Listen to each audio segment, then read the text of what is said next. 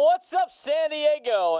This is San Diego sports. The wins, the losses, the moments that matter, and the opinions that come with them. Padres have clinched the playoffs in back-to-back seasons for the first time since 05 and 06. No hype, no filter. Just the truth about your teams, your city, and the people who care about it most. The reality is the expectations are higher now for this club than they were in 2019 and 2020 when the Padres hadn't made the playoffs that many times. He's been here. He knows this city. And now he's leading the conversation every single day. Live and local on 97.3 The Fan. This is fun. We're doing this for fun. This is fun. Have fun. Enjoy the fun with us having fun. Now, here's Braden Surprenant. What's up, San Diego? And a happy Friday. It's Friday on the Braden Surprenant Show. San Diego's #1 sports station, 97.3 The Fan. He's Frank Marchese. I'm Braden Surprenant. We're here each and every day from 10 to 2 on San Diego's #1 sports station, 97.3 The Fan. Big day today after coming off of a huge win last night for the San Diego Padres. We got a lot to dive into today. We have some college football news that might lead to some crazy conference realignment very shortly, maybe within 180 days. We'll just let you know about that later on the noon hour. It's going to be kind of our football hour, if you will. We'll have NFL training camp updates for you in the noon hour as well. We had a football game last night. It was good to have football back on television, and it was actually a pretty good game, surprisingly enough. We'll talk about that later on. We'll talk about San Diego FC and their loss to Club America yesterday night. Drake Hills will join us at 1:35. We got lots to get to, plus some interesting nuggets about the trade deadline and what happened. Now as the dust has settled and you're starting to get the stories about what was on the table potentially, what the Tigers were looking for in the Tarek Skubal conversation with the Brewers and Rays were willing and not willing to give up. That was some interesting thoughts from Ken Rosenthal and Jeff Passan this morning that we're going to dive into later on in this hour. But, last night was not necessarily a must-win, but it was very close to a must-not-lose game, as Kevin Acee appointed it today in his daily newsletter, and I totally agree. The Padres with a loss last night would have been 3 games out of a wild card spot, which is a lot tougher than just being 1 game out of a wild card spot. There were so many different reasons why last night was very important. Number one, it was, of course, being in the standings that they are. Not being 3 games back is kind of huge. I mean, when you're going into 46 games left in the season, you don't really want to be 3 games back from a playoff spot. Again, the easiest way to look at it, and maybe it's not because I've been told now that my line of thinking makes things a little bit more confusing, but this is how I figure this out. In terms of being games back, the odds of you winning 3 straight games and another team losing 3 straight games in a row at the same time is very slim. You have to view it basically on the we're going to gain ground over winning series while teams in front of us lose series. And if you think about it from that perspective, being 3 games out means you have to win 3 series and they have to lose 3 series. And then you're tied. So if the Padres lost last night, they would have had to win 3 more series than the Diamondbacks did, over the course of the next 46 games to be tied in the standings. But that would have done the Padres any good, because reason number 2 of why yesterday was so important was you need to try to have the tiebreaker over Arizona. And a loss last night meant that if you would have lost last night against the Arizona Diamondbacks, in order to win the season series against Arizona, and if these 2 teams continue to be back and forth the entire year, which looks like they're going to, then you would have had to sweep them over the final weekend of the season, or the final last 3 days of the season. That would have been a daunting task. But now, with the win, and this is very important, with the win, the Padres are now a game out of a wild card spot, which is good. It would have been better if they took 3 out of 4, right? But it's good. Padres are just a game out of a wild card spot. And now they are tied with Arizona in terms of the overall season series. They have split every single series against Arizona this season. which means the final 3 games at Petco Park, you win 2 out of 3, you win the season series. That could be win 2 out of 3, you're in the playoffs. Now, I agree with Fernando Tatis Jr. yesterday in the postgame. Hopefully we're 8 games above that, above the Arizona Diamondbacks by the time we get to that spot, so we don't have to worry about that last weekend. But I think your best chance of having a home playoff series might be just playing those 3 games against Arizona. Now, with the win, you still keep your pace over Miami. In fact, you gained a game on Miami because they've lost 3 in a row. So you're 2 games in front of Miami. You're 2.5 in front of St. Louis. You're 3 in front of Cincinnati. 3.5 in front of Pittsburgh. And you're 4.5 games in front of Washington, who are pretty much out of it now at 5.5 games under 5.5 games behind a wild card spot. So right now, you're in the thick of things, and you're keeping the teams behind you. We'll see how this plays out for Miami, but the fact that they, didn't really add at the trade deadline, I think is going to hurt them. I don't think St. Louis is going to be able to keep pace at all, but you got a 2-game lead on the Marlins. You're looking at the Diamondbacks in front of you. You can't have a bad stretch on this next homestand against Houston and Milwaukee, and think that you're going to hold off Miami. You got to start separating yourselves from the rest of the pack. So last night, I thought that was a gutsy performance by Walker Buehler. I thought he did a pretty good job. He only gave up the 1 run. I thought that 1 run he gave up was just what an unfortunate inning for the Padres in the 3rd inning. This was like my main takeaway from that inning. The 1 inning that gave up a run. I mean, he goes, gets the first 2 guys out, and then he saws off Corbin Carroll. I mean, saws him off. And Corbin Carroll just gets the ball inside the third base bag. Inside third base down the line in a shift, so nobody's there, and it turns into a double, and the next guy drops in a single to right center field to give the Diamondbacks their 1 and only run. They threatened a little bit more in that inning. They had a couple of hits in a row with 2 outs, but Walker Buehler was able to get out of it, and that was the only run that the Arizona Diamondbacks scored the entire game. I thought the bullpen was great. I mean, the bullpen continues to carry this team as they did last night. 4 relievers covered 5 innings last night, the final 5 innings. They allowed just 2 singles. Mason Miller, Adrian Morejon, Jeremiah Estrada, Bradley Rodriguez were all fresh because of the workload management earlier this series. Mason Miller leads the National League now with 28 saves and 29 opportunities. Adrian Morejon, one of MLB's busiest high-leverage relievers, frequently faces the opponent's toughest hitters before Miller enters. That has been the case all season long. He did it again last night, and both Miller and Morejon emphasized the bullpen's depth rather than their own success. And I think that showed last night for the Padres. It also shows about the 22-year-old rookie right-hander coming out of the bullpen, and Bradley Rodriguez, who is becoming a major weapon for this team. He retired the top 6 Arizona hitters over 2 scoreless innings.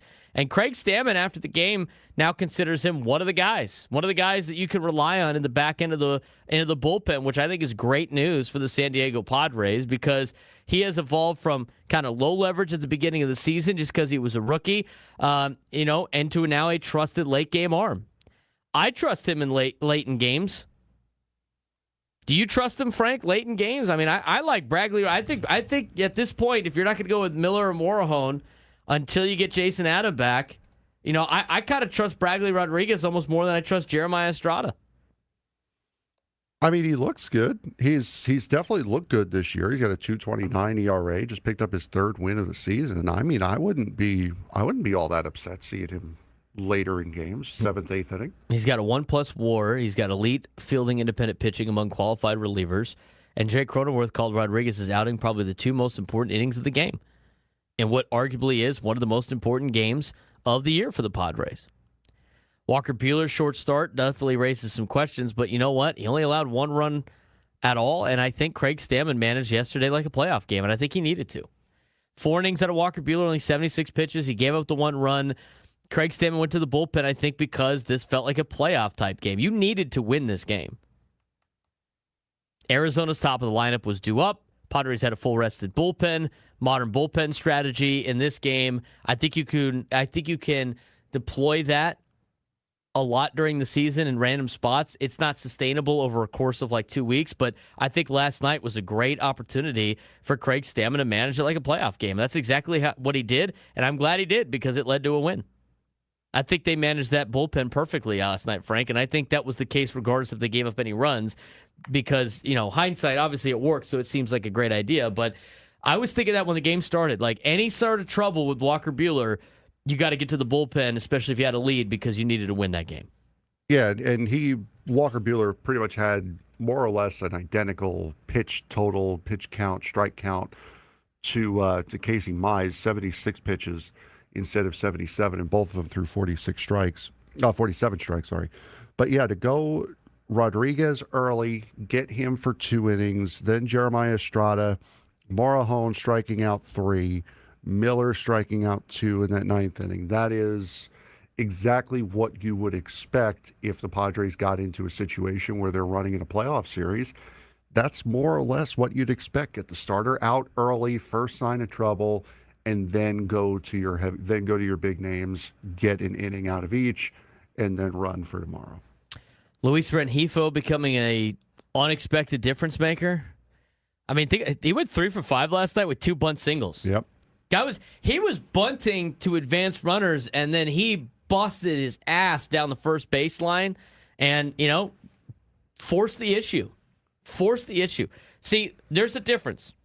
Like a guy like Luis Rengifo, who's already been DFA'd this year, he can't afford to jog it down to first.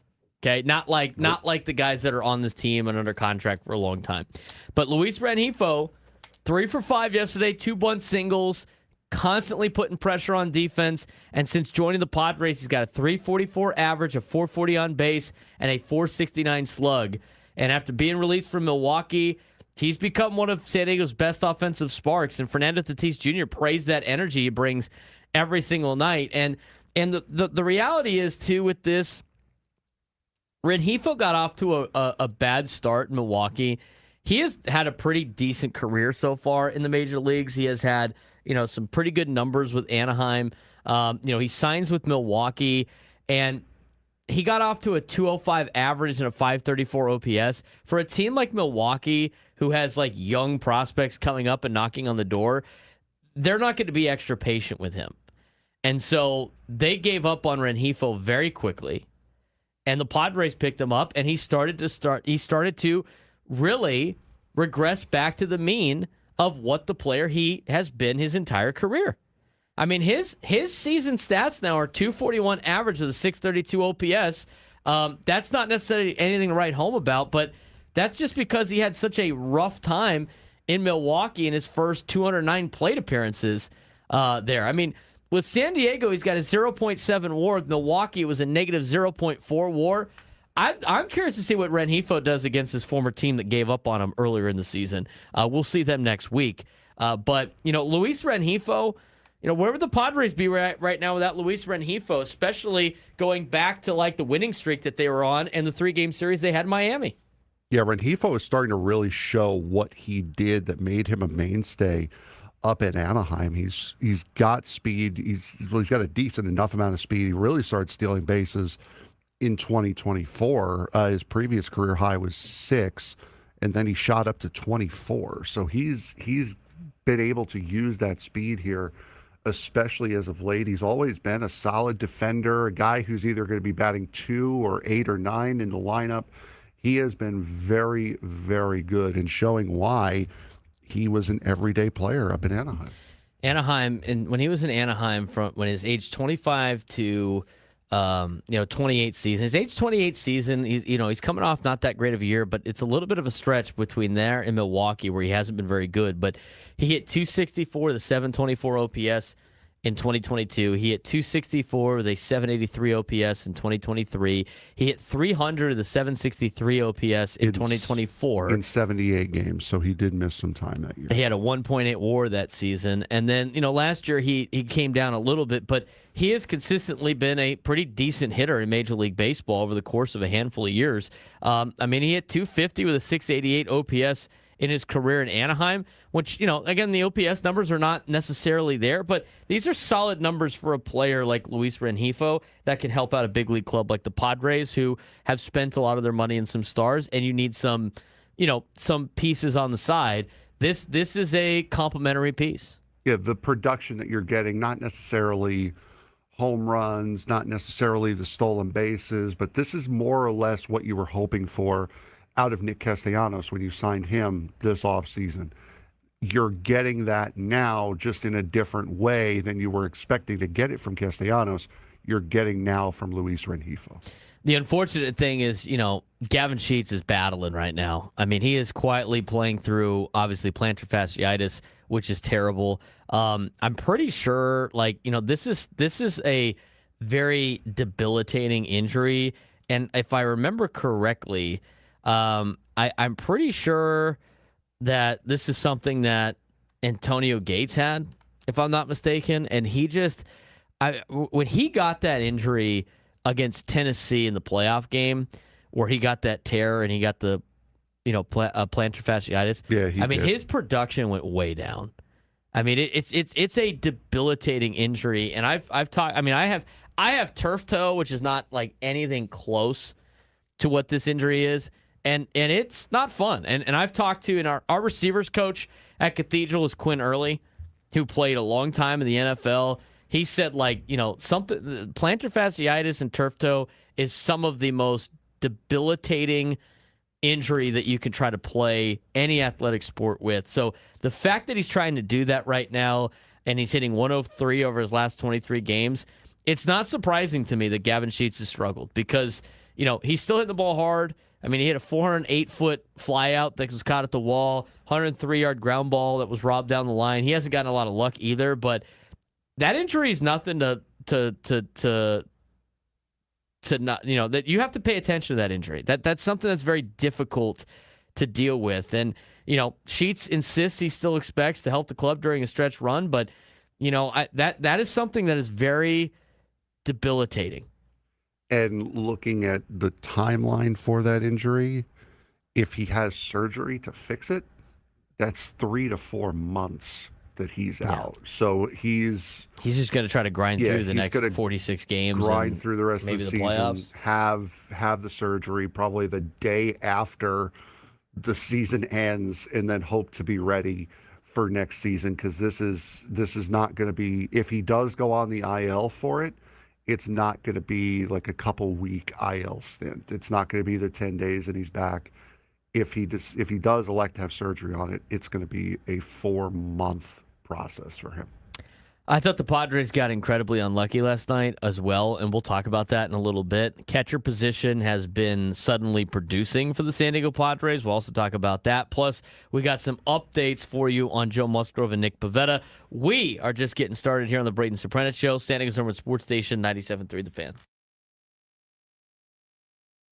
NFL training camps officially underway across all 32 teams, and every team has major questions to answer before week one. The biggest story, quarterback battles. Cleveland is deciding between Deshaun Watson and Shedeur Sanders. Minnesota choosing between Kyler Murray and J.J. McCarthy. Atlanta has Michael Penix Jr. battling Tua Tagovailoa, and Las Vegas must decide whether or not they're going to start rookie Fernando Mendoza or go with the veteran in Kirk Cousins. Around the league, several stars are entering make-or-break seasons, including C.J. Stroud, Baker Mayfield, Keon Coleman, Puka Nacua, and Nick Bosa. Super Bowl contenders are also in the spotlight. Seattle beginning its title defense, while the Rams look loaded after adding Myles Garrett and Trent McDuffie. Add in 10 new head coaches, major roster battles and preseason games just around the corner. It'll be on Thursday, to be exact, the Hall of Fame game. And the road to the 2026 NFL season officially underway. Let's go around the league. Let's start talking about quarterbacks, where there are 5 legit quarterback battles entering August with the Falcons, Vikings, Browns, Raiders, and Cardinals. Yeah, and Michael, we talked about a lot of these last week. Michael Penix Jr. Versus Tua Tagovailoa, very real. Are expected to battle once both return to full health. Penix is recovering from an ACL injury, while Tua dealing with back issues. For the Vikings, Kyler Murray versus J.J. McCarthy. They have been splitting first-team reps so far during training camp, with a decision to be made before joint practices begin later on this month. Cleveland is going to be Deshaun Watson versus Shedeur Sanders. They are alternating reps as well. Vegas, Kirk Cousins versus Fernando Mendoza. Why would you start Mendoza? I have no idea. Because you're the Raiders. Arizona, has Jacoby Brissett versus Gardner Minshew versus Carson Beck. Why is Gardner Minshew being considered? That's shots fired at Gardner Minshew. I'm just saying, you just restructured Jacoby Brissett's deal. You drafted Carson Beck. I understand that Gardner Minshew's had a couple of flashes in the NFL, but let's be honest here. This is between Brissett and Beck, please. I think so, too. And Beck's looked pretty good so far, but I just, with Arizona, I still think they're not going to be very good. I still can't believe you can go into a season thinking Jacoby Brissett's going to be your leader of the team in terms of this on-field production. I think Tua is going to outdo Michael Penix Jr. The Kyler Murray, J.J. McCarthy thing is very interesting. Even if you go with Kyler Murray, is he going to make it through the whole season? Has he been able to make it through the whole season? He makes a lot of mistakes too. And how about J.J. McCarthy already? I mean, I know he hurt himself for the first year that got watched. He didn't look very good last year, and I just don't know, if he's got what it takes to be that everyday guy in Minnesota. I mean, this is make or break for them. Cleveland, Deshaun Watson, Shedeur Sanders.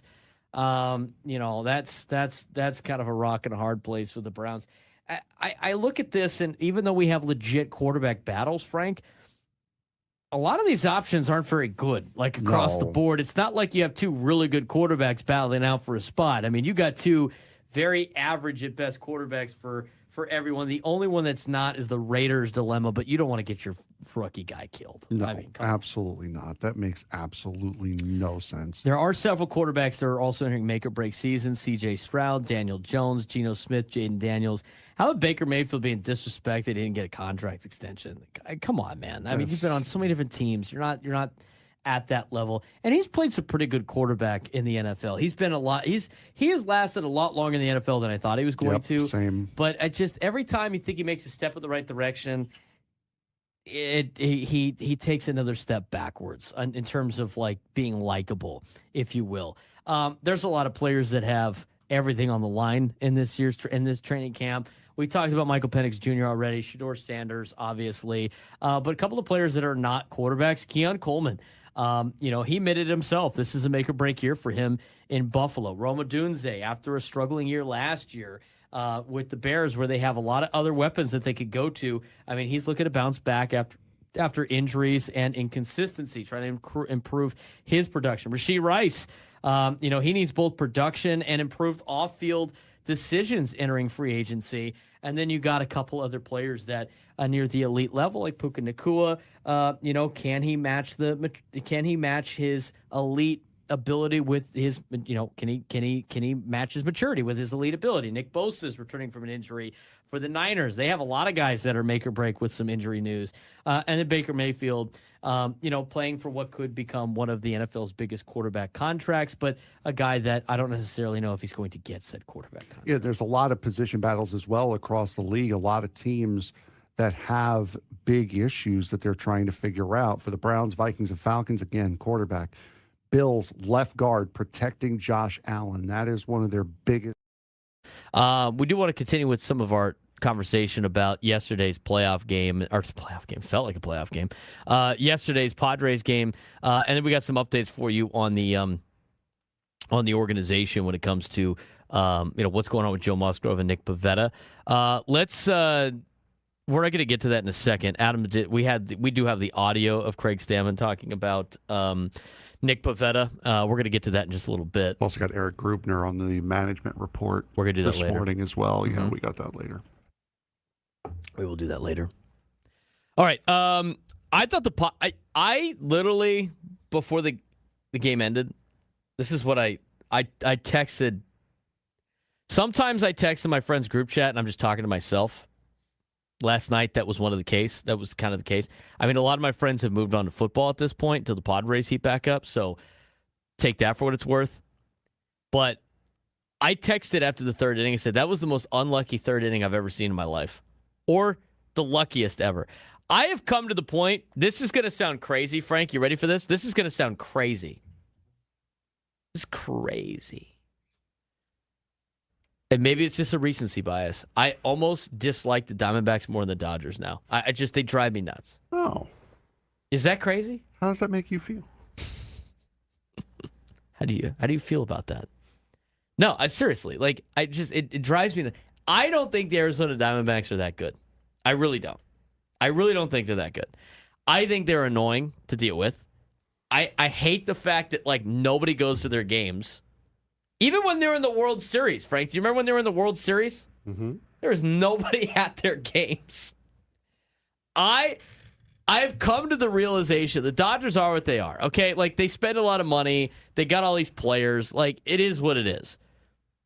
You know, there's a lot of players on the Dodgers that are not, like, that hateable anymore.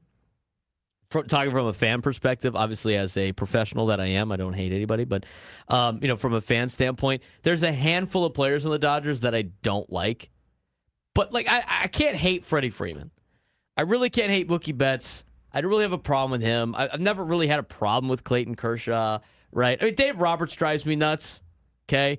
I don't like the arrogance from the Dodgers, but you know what? They got their deals, okay? You know, they do what they do. The Diamondbacks drive me nuts. I don't think they're very good. I think their broadcast team always finds a way to say something like incredibly infuriating about the Padres. Although we haven't heard Bob Brenly say anything kind of crazy like that in a long time.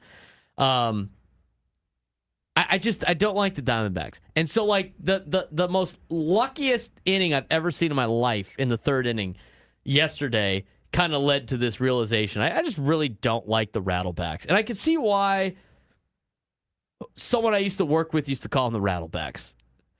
And he used to tell me he didn't like the Diamondbacks. And he actually disliked the Diamondbacks way more than he disliked the Dodgers. And you know what, Frank? I'm starting to understand why. That's why I always call them the Danger Noodles. Foul. You're going to start foul out Friday early. The Danger Noodles? Yeah. He draws the foul. Give me a break. Poisonous snakes. Danger Noodle. Nope rope. Thing ain't a noodle. Rattleback. Hate the Diamondbacks. Strongly dislike the Diamondbacks.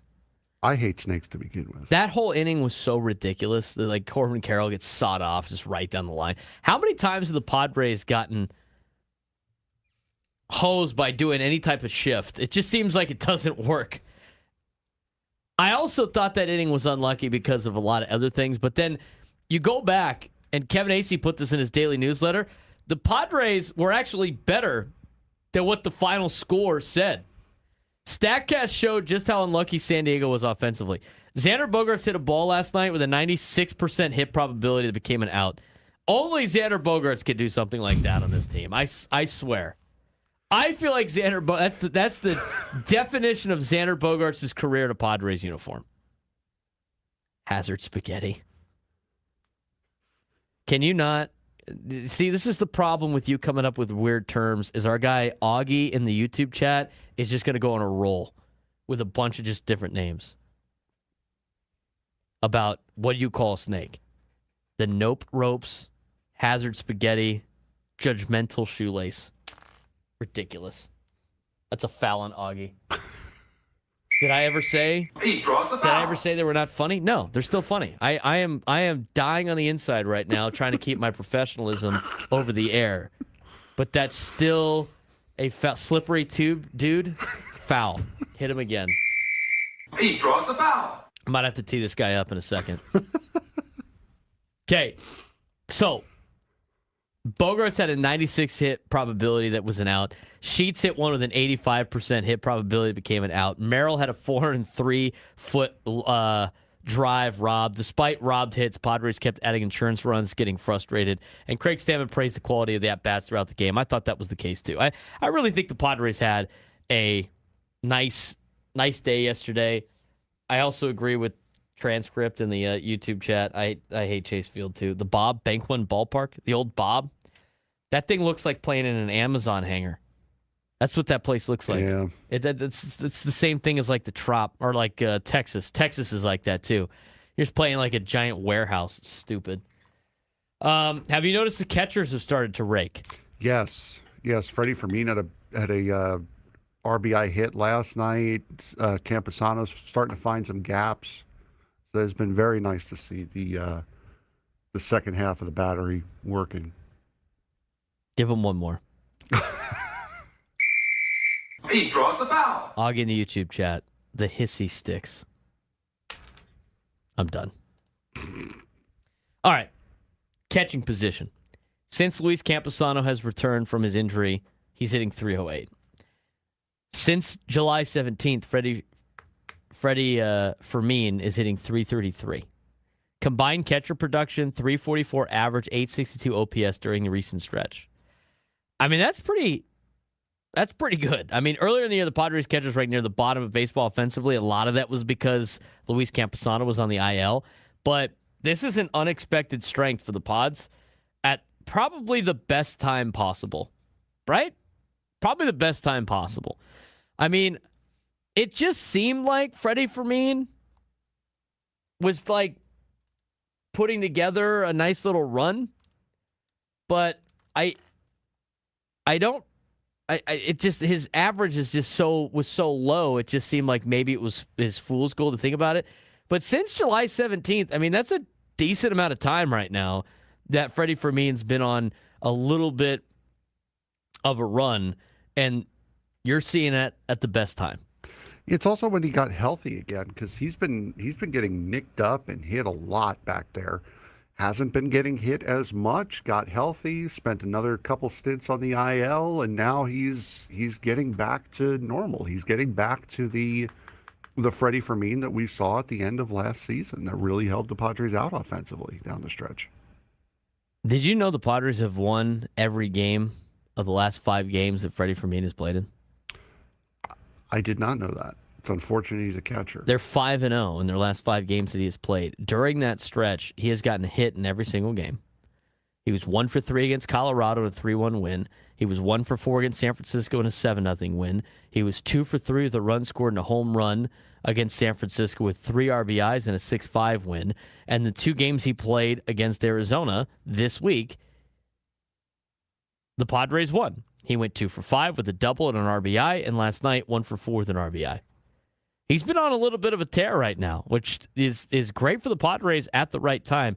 And, again, you look at these, the hitting logs for him.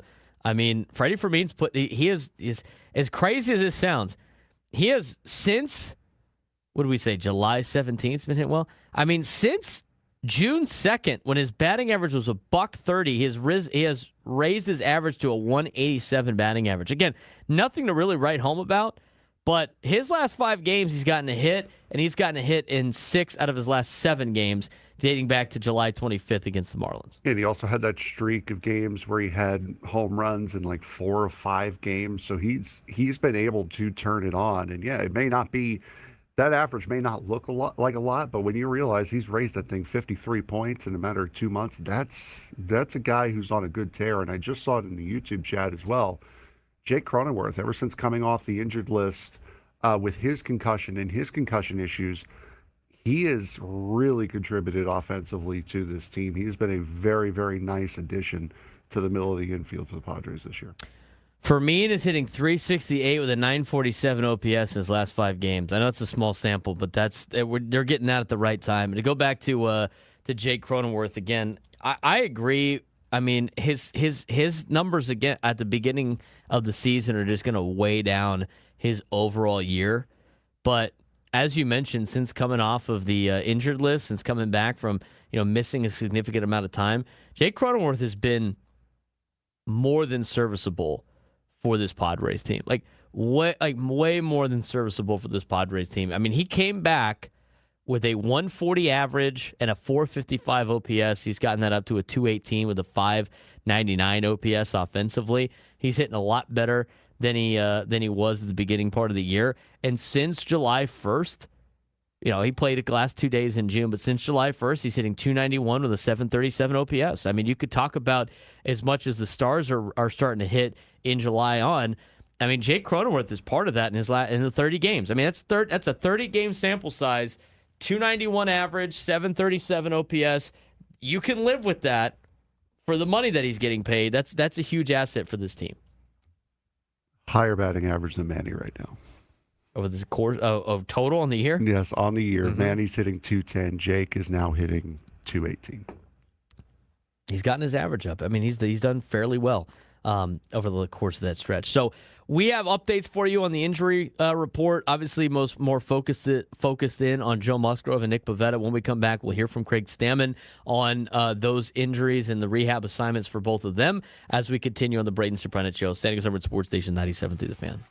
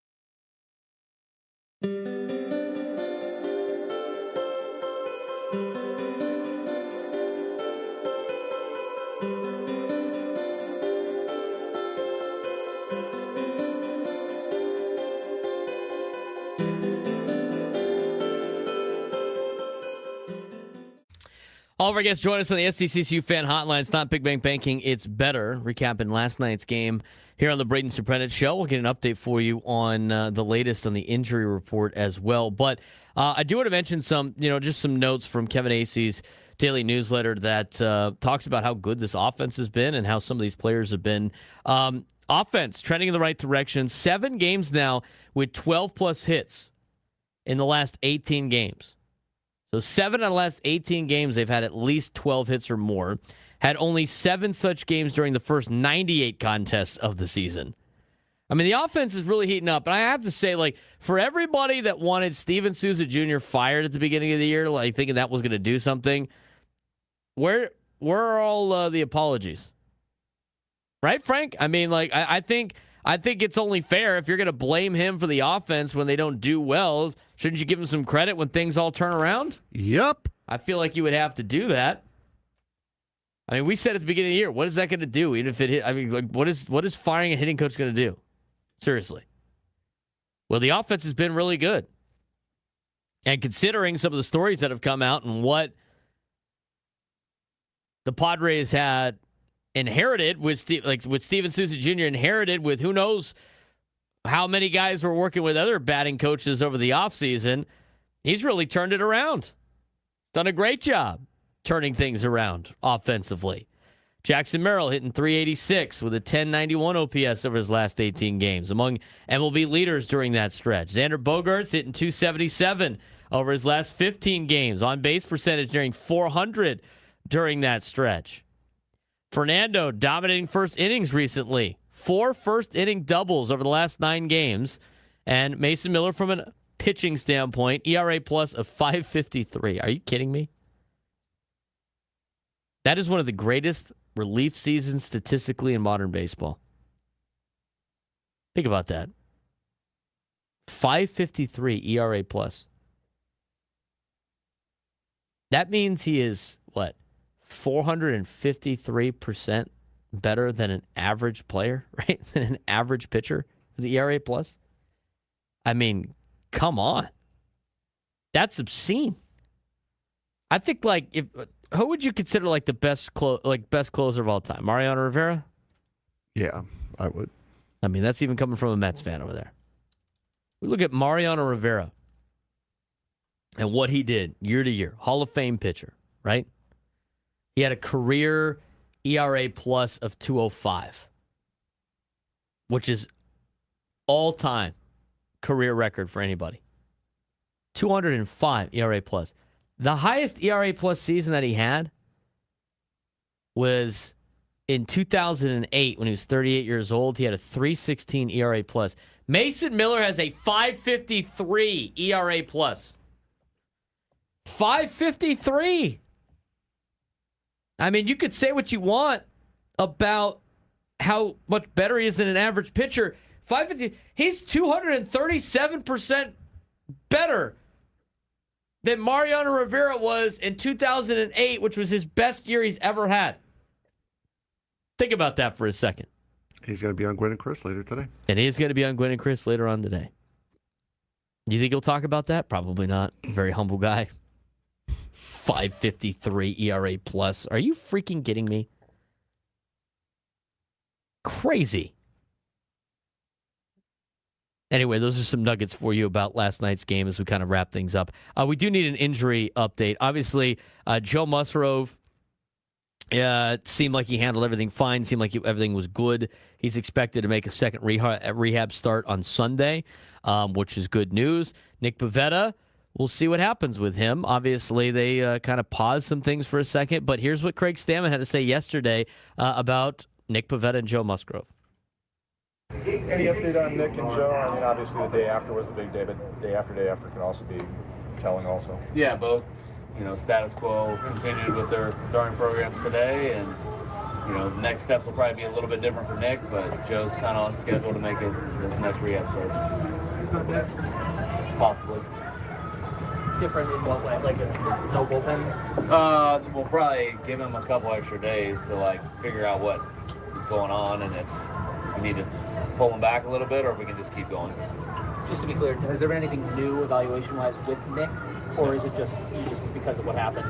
Yeah. Hold off a little bit? Yeah. I think anytime someone comes off the mound in the middle of an inning when they're rehabbing an elbow injury, we got to pause for just a little bit. It'd be, in my opinion, a little reckless to go, hey, throw your bullpen 2 days later, make your start, 4 days rest, you'll be fine. I think we're really taking really good care of him. We're being a little bit more diligent, this week, and then, maybe recovers well and it wasn't an issue. It's going to be interesting to see what they do with Nick Pivetta here in the next couple of days. I'm glad that Joe Musgrove is continuing his progression. It seems like there might be a pause. There might not be with Nick Pivetta, just in case. I think they're trying to ease him back into it. But what was reported after that was, he could pitch Tuesday. Padres are proceeding cautiously after he previously left the rehab outing early. Organization does not want to rush him back from his elbow injury. And now it's Nick Pivetta versus the clock of contract stuff. How many days out are we now? What did you say? August? He's got to be on the August 22nd. Days. 15 days out? Yeah, it's not next Saturday. It's the one after. He's got 15 days to try to get on the major league roster. I don't think he's going to be able to do it. Is he willing to do that to try to get to opt into a contract? It's going to be an interesting conversation. I don't necessarily does, but we're 15 days out, so it's going to be interesting to watch. But, you're hoping that Nick Pivetta can come back and help you out this season. Hopefully that was just a little bit of a scare that doesn't amount to anything more than that. I did see, there was, if I'm not mistaken, I'd have to look if AJ Cassaville had it. I'm pretty sure I saw that Samad Taylor should be back relatively soon. On the latest update that we got from him. Samad Taylor, it was last updated August 6th, which is yesterday. He was injured on a swing during the July 7th game against Arizona. He has been rehabbing at the team's complex in Peoria. Took live swings on August 6th. Could begin a rehab stint in the coming days, according to MLB.com and AJ Cassaville. So that's good news, I think, for getting Samad Taylor back out there. On the active roster, so he could be doing a rehab assignment very shortly. Because I saw somebody had an option on had a question about that in the YouTube chat. So overall, we'll see what happens with Nick Pivetta and Joe Musgrove. I think Joe Musgrove probably is more likely to come back than Nick Pivetta at this point. I don't think that's really going out on a limb, but you could use a guy like Joe Musgrove back in this rotation. I think it drastically changes things. And we'll see what Robbie Ray's got tonight. I'm excited to see him pitch. Hopefully it's not too much time off for him at this point. With the way that Casey Mize was, it wasn't that great. I know Robbie Ray might be due for a regression. So hopefully Robbie Ray continues where he picked up. He picks up where he left off, I should say, from his last start, which was here at Petco Park last Thursday. Where he shoved against the Padres. They're going against a pretty tough Houston Astros team that has won, I think, 12 out of the last 15 games. So it's not going to be a joke. And you look at the standings. We've talked a lot about the National League. We don't talk a lot about the American League on this show because it doesn't really matter to us. But Houston right now is 2 games above 500 and leading the division after winning 7 of the last 10. The run differential is still negative 25 because they're coming from the American League West. That hasn't been that great. But if you look at the American League West right now, they're currently got 2 playoff teams with Houston and Texas is a game under 500. I'm thinking I'm gonna be wrong from earlier this year. I said earlier this year that there's no way that the last team in the American League wildcard has a losing record. It's going to balance itself out. They're going to start, racking up some wins. It's just a small sample size at the beginning of the year. But we're 40-something games out from the end of the season. Couple of weeks away, 7 weeks out from the end of the season. And the final wildcard team in the American League still has a losing record. That, honestly, Frank, that's amazing to me that is the case. It's amazing that there's the division leader 2 games above 500 in the American League West.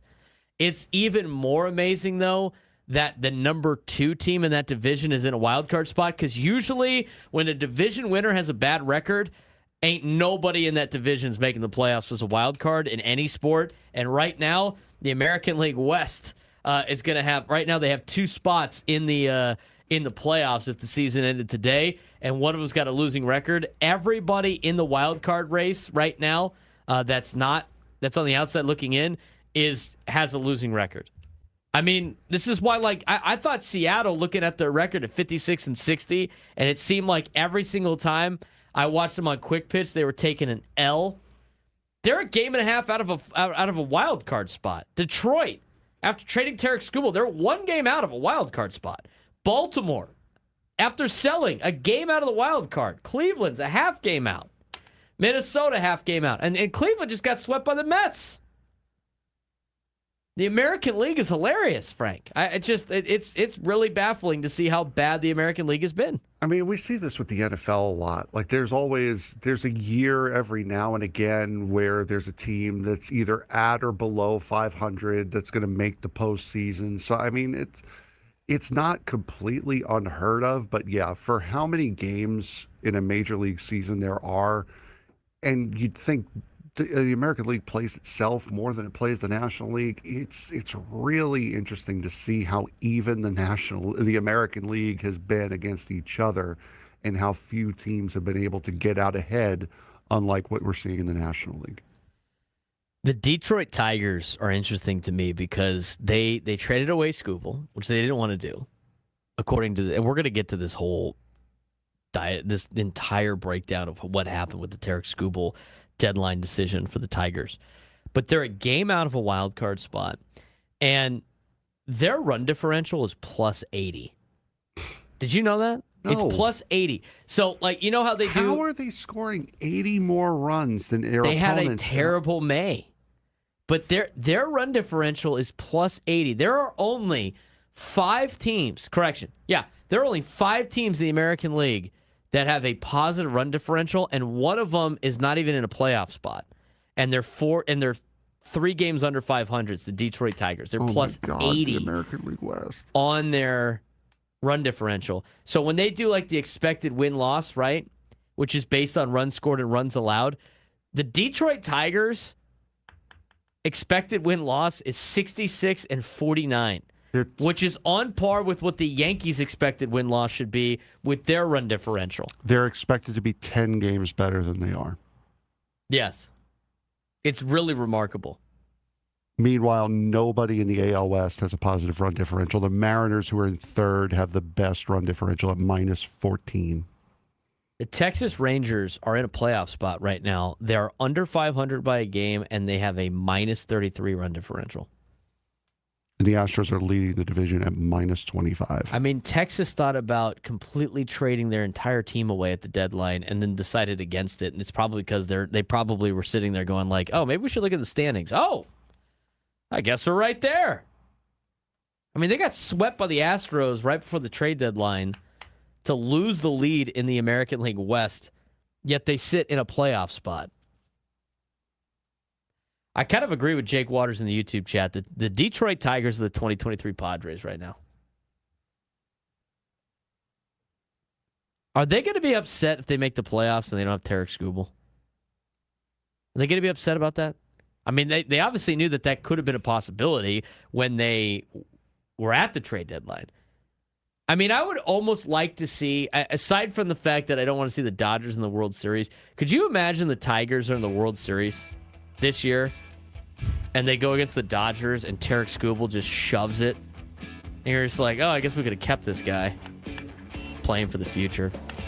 What happened with that, by the way?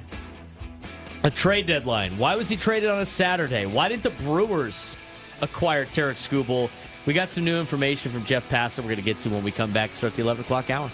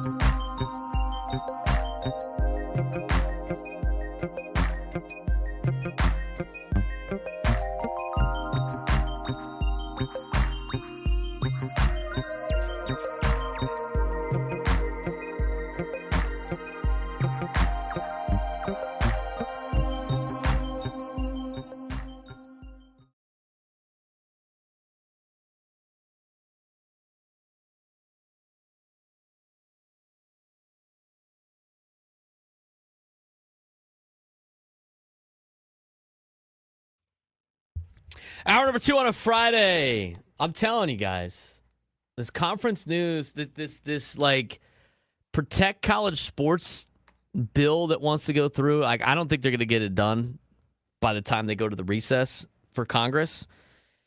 It might get pushed to September, but with the latest kind of reworking of this bill, there's a couple of things that affect San Diego State or could potentially affect San Diego State. And one of them is about conference realignment. This bill wants to limit conferences to 19 schools.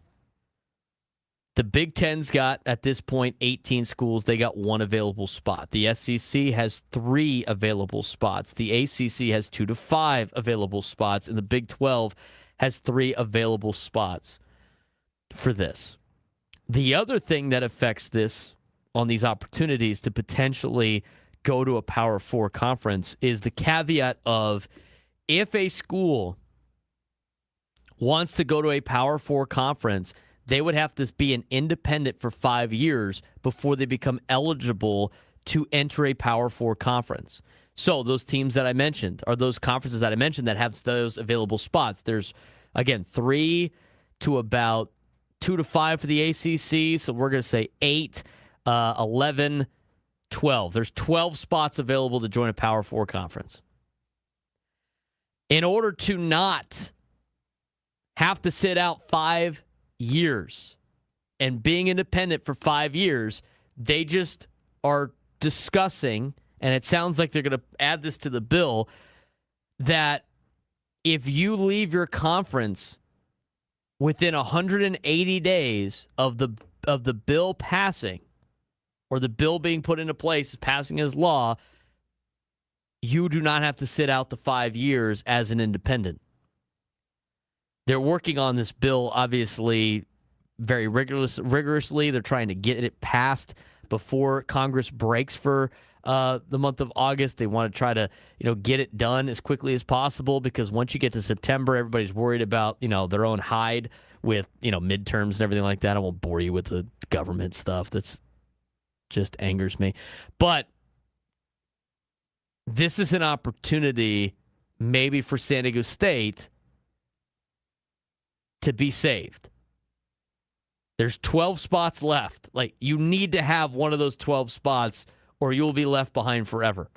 We'll explain more about that later on in the noon hour. There was an interesting article in The Athletic that had a destination for San Diego State, and it wasn't like they were going through all the schools that could move. It was they were choosing the best schools for the 4 power conferences. San Diego State's name might have been called. We'll discuss that in the noon hour. Let's get to what happened at the trade deadline. He's Frank Marchese. I'm Braden Surprenant. This is the Braden Surprenant Show, San Diego's number sports station, 97.3 The Fan. And let's take a deeper dive into what happened with Tarik Skubal.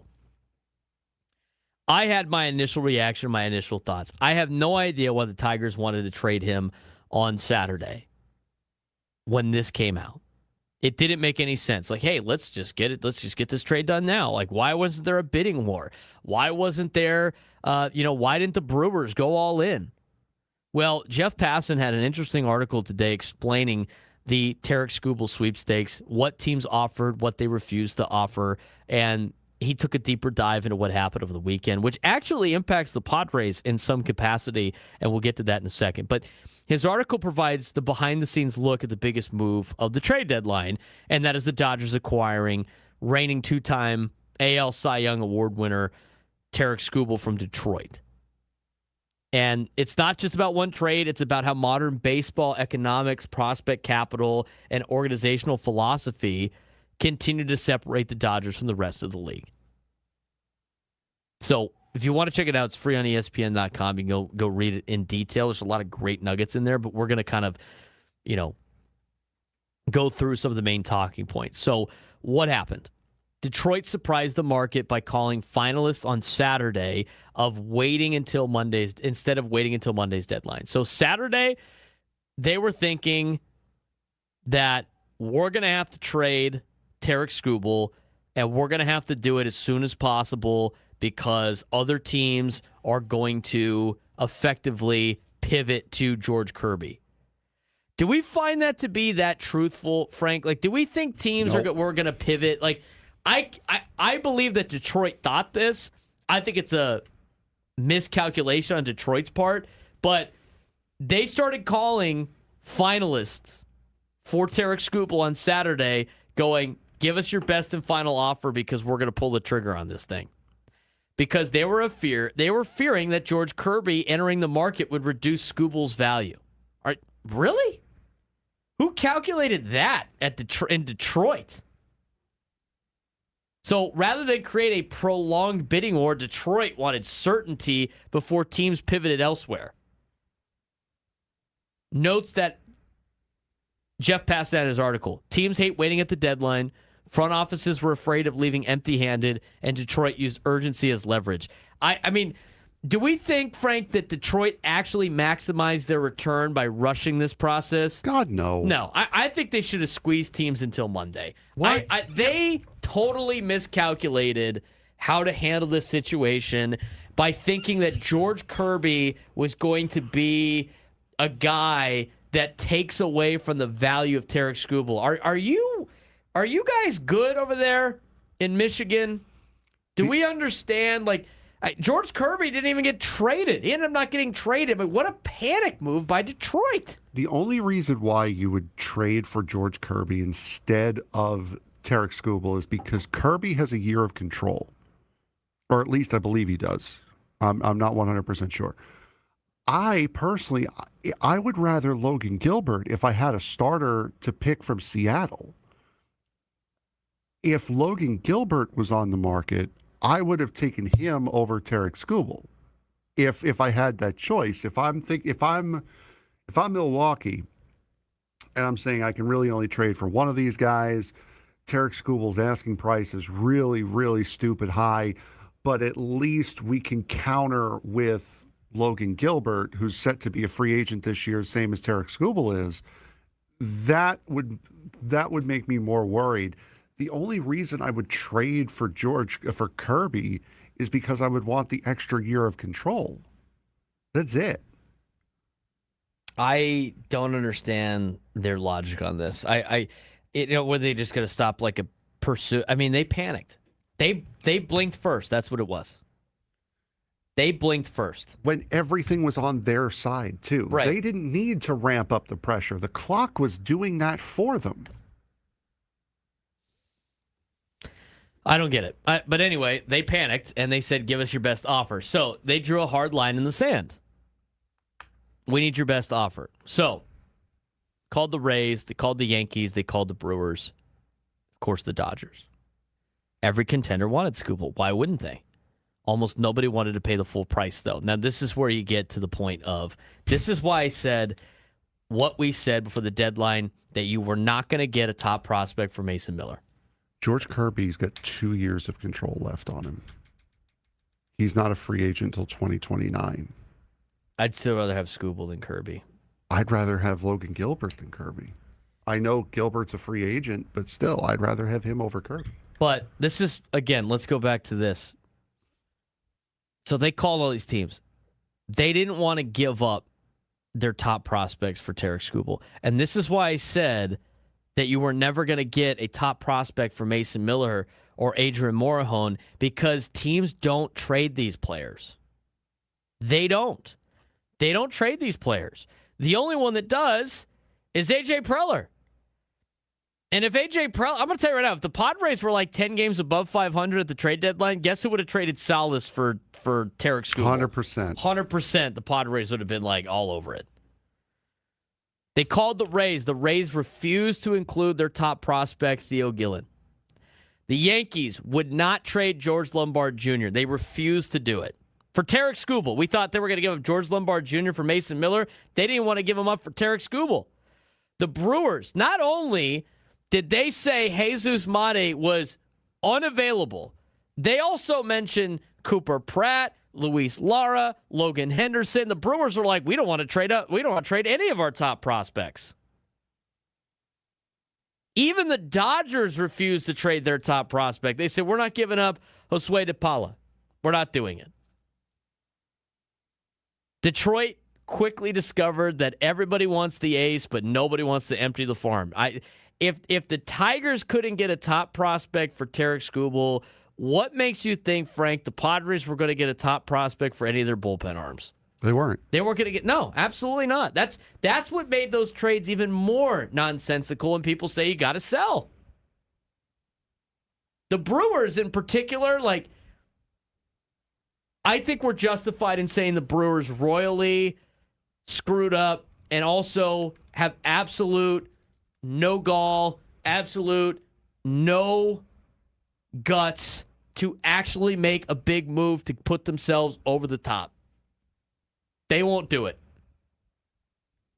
And this is the difference, okay? This is the difference between the Padres trying to make the one move to get them over the top by trading away C.J. Abrams and James Wood for Juan Soto, and a team like the Brewers that refused to do it. So the Brewers are solid, but you know what the Brewers haven't done? Haven't won a World Series. Why? Because they didn't take the risky move. The Padres knew those guys were going to be good. They knew C.J. Abrams was going to be good. They knew James Wood was going to be good. This isn't trading Fernando. This isn't trading James Shields for Fernando Tatis Jr. This is trading two of your top prospects for somebody that changes the odds at the World Series to give you a chance to win something you have never done before. That's what this is. You have to give up some of these players. The Brewers fail to do it because they don't have what it takes. And so, you know what? When the Padres did it and they got to the NLCS, you know what? I applaud them for trying to win. And you know what? Eventually it's going to hurt, right? But nobody complains about it when they don't make that move. But I think if you sit here right now and you look at what the Brewers could have done, I think it's a missed opportunity.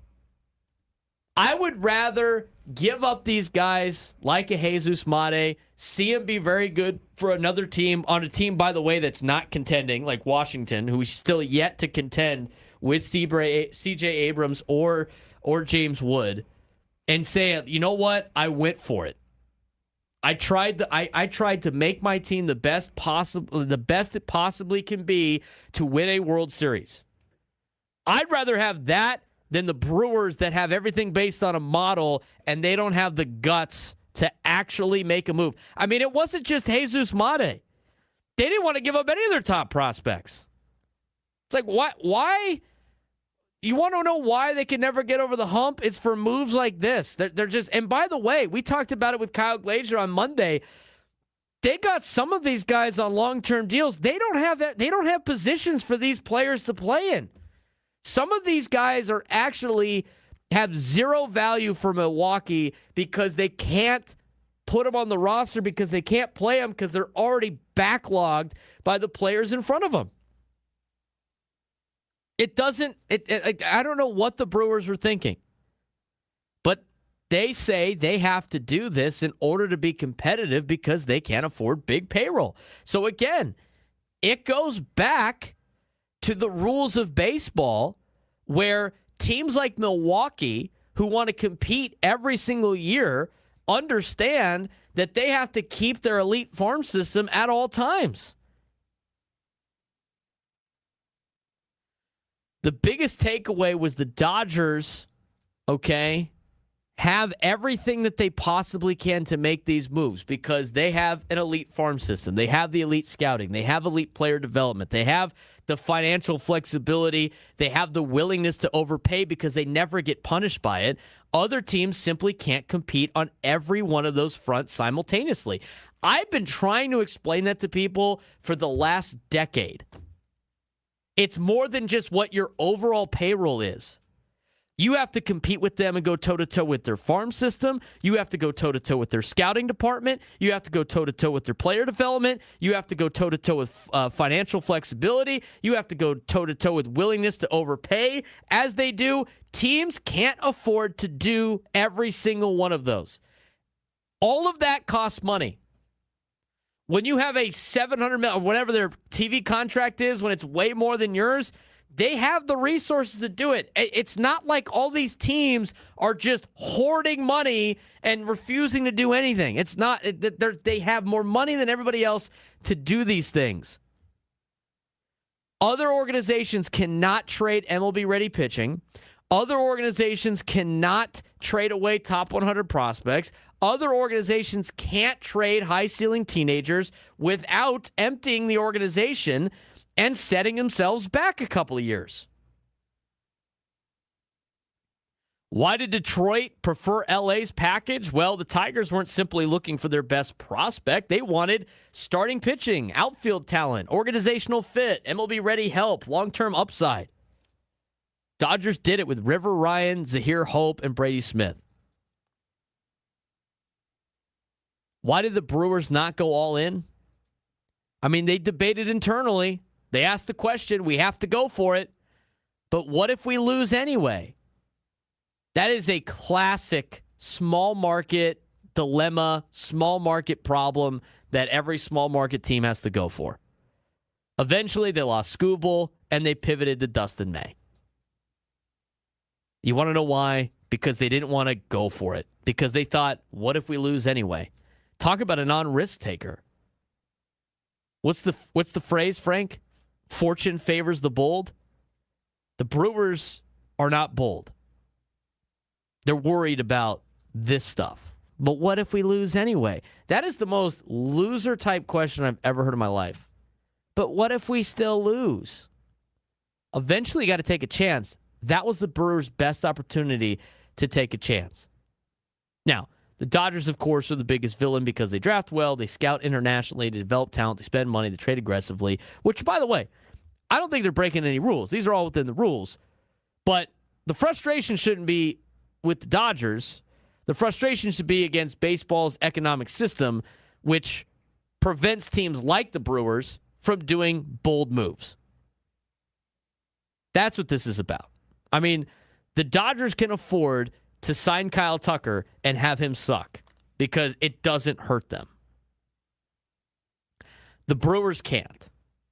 And neither can half the other teams in Major League Baseball. Yes, there are some problem organizations out there that refuse to pay and they have leftover money and they're not paying the high percentages that they should in terms of like their revenue on talent. But the biggest takeaway from this, of course, is the same thing that we've always said. The Dodgers are playing a different game than everybody else.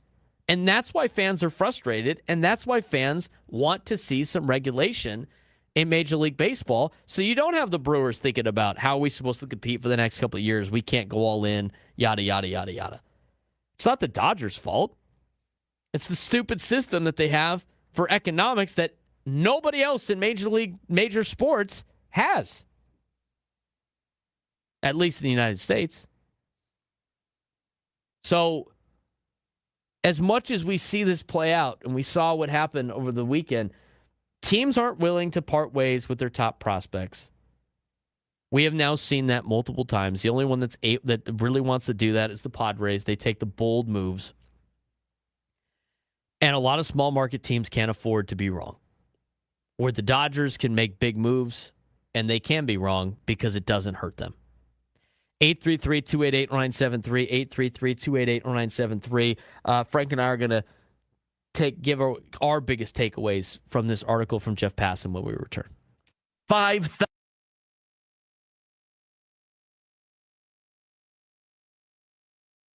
Right, this is our live reaction to the MLB trade deadline. It's officially over as we record this on Monday, trade deadline day. It's 30 minutes after the deadline, and we know exactly what the Padres are getting now in the trade deadline. They have acquired Robbie Ray. They have acquired Casey Mize. They have acquired Gage Workman. Let's talk about Gage Workman first. At this point, he has only had a handful of at-bats in the major leagues. Okay, he has done most of his damage in AAA. I think he has a total of like 50-something at-bats in the big leagues. He does have 2 home runs in the bigs. That's this year. He's played on a handful of different teams, a couple of organizations. He is 26 years old, and he's a left-handed bat. So this is something I think is a cheaper buy that you might be able to get some value out of. Maybe in the long run, I think it's a nice little, risk, if you will. It's not probably the big bat you wanted, but you know what? I think at that point when they were negotiating for Casey Mize, they probably couldn't go get a Larnach or a Alec Burleson. I think the Padres did a pretty good job with the trade deadline. I don't like the fact that they gave up Cash Mayfield for a rental pitcher. But the way Casey Mize has been pitching this year, we talked a lot about Robbie Ray already. The Padres made their rotation 100 times better than it was in these moves. The biggest loss, I think, is the Cash Mayfield part of it. I mean, you've already traded Jackson Wolf twice. And here's my thing on Jackson Wolf.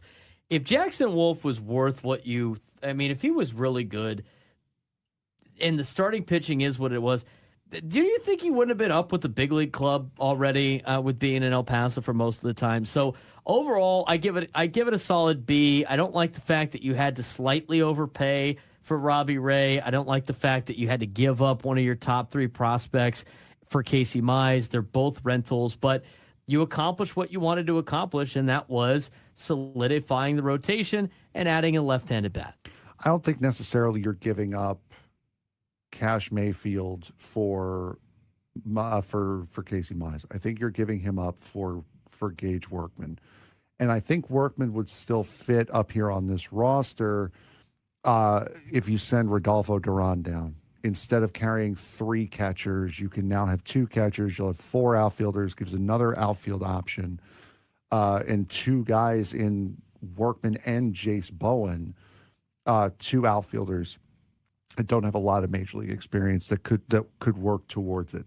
So I think if you look more towards Cash Mayfield for Gage Workman, I think that kind of makes a little bit more sense as far as time that those guys have. But yes, it's undeniable that with what this Padres starting rotation was going into today, based off of what it is now at 3:34 p.m. on Monday, August 3rd, it is so much better than what it was this morning.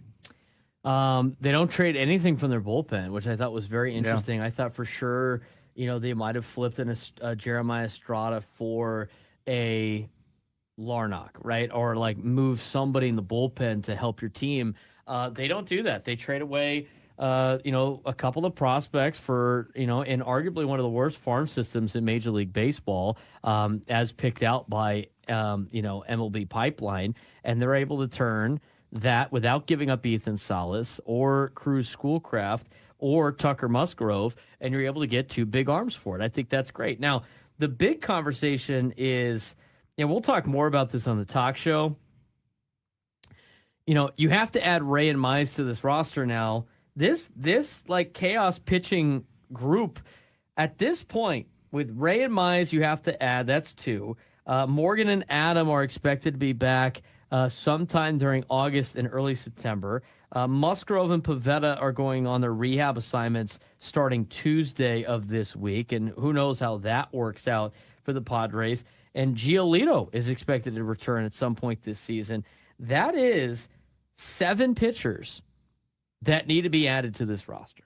Yeah, that's a lot that you're going to have to lop off. I mean, those are guys like interesting decisions about, has Kyle Hart pitched well enough to be on this team? I don't necessarily know he has done poor enough to not be on this team, but he's got options. JP Sears has options. But if you just take those 2 off, now you're thinking about Canning. Is he still on this team? Or Edman Marquez, is he still on this team? And if you cut those guys,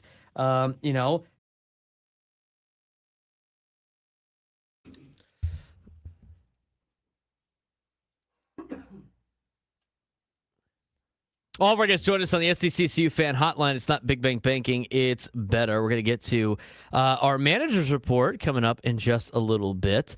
But we do want to get to our reaction to this article about what actually happened at the trade deadline involving Tarek Skubal. Frank, as we went through that on air in the last segment, I mean, my biggest takeaway here is a couple of things. One, there's not one team that's willing to part ways with their number 1 prospect except for A.J. Preller and the San Diego Padres.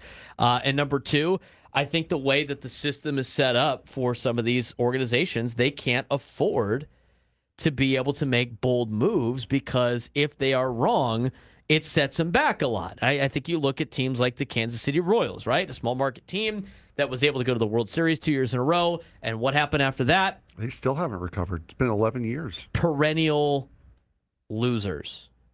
Same thing with a lot of teams that you've seen that are in small markets that make a push, and they all these experts and national media go like, look at these small teams, they've done such a great job, and like, look, we have parity. The Royals won a World Series, and it's like, okay, well, they had a top 10 payroll when they did that, and they haven't been able to recover, and they can't retain any of their players. I mean, I brought this up at the roundtable yesterday with the Padres. Any team can do this. Well, you know what? The Padres have tried. And guess what?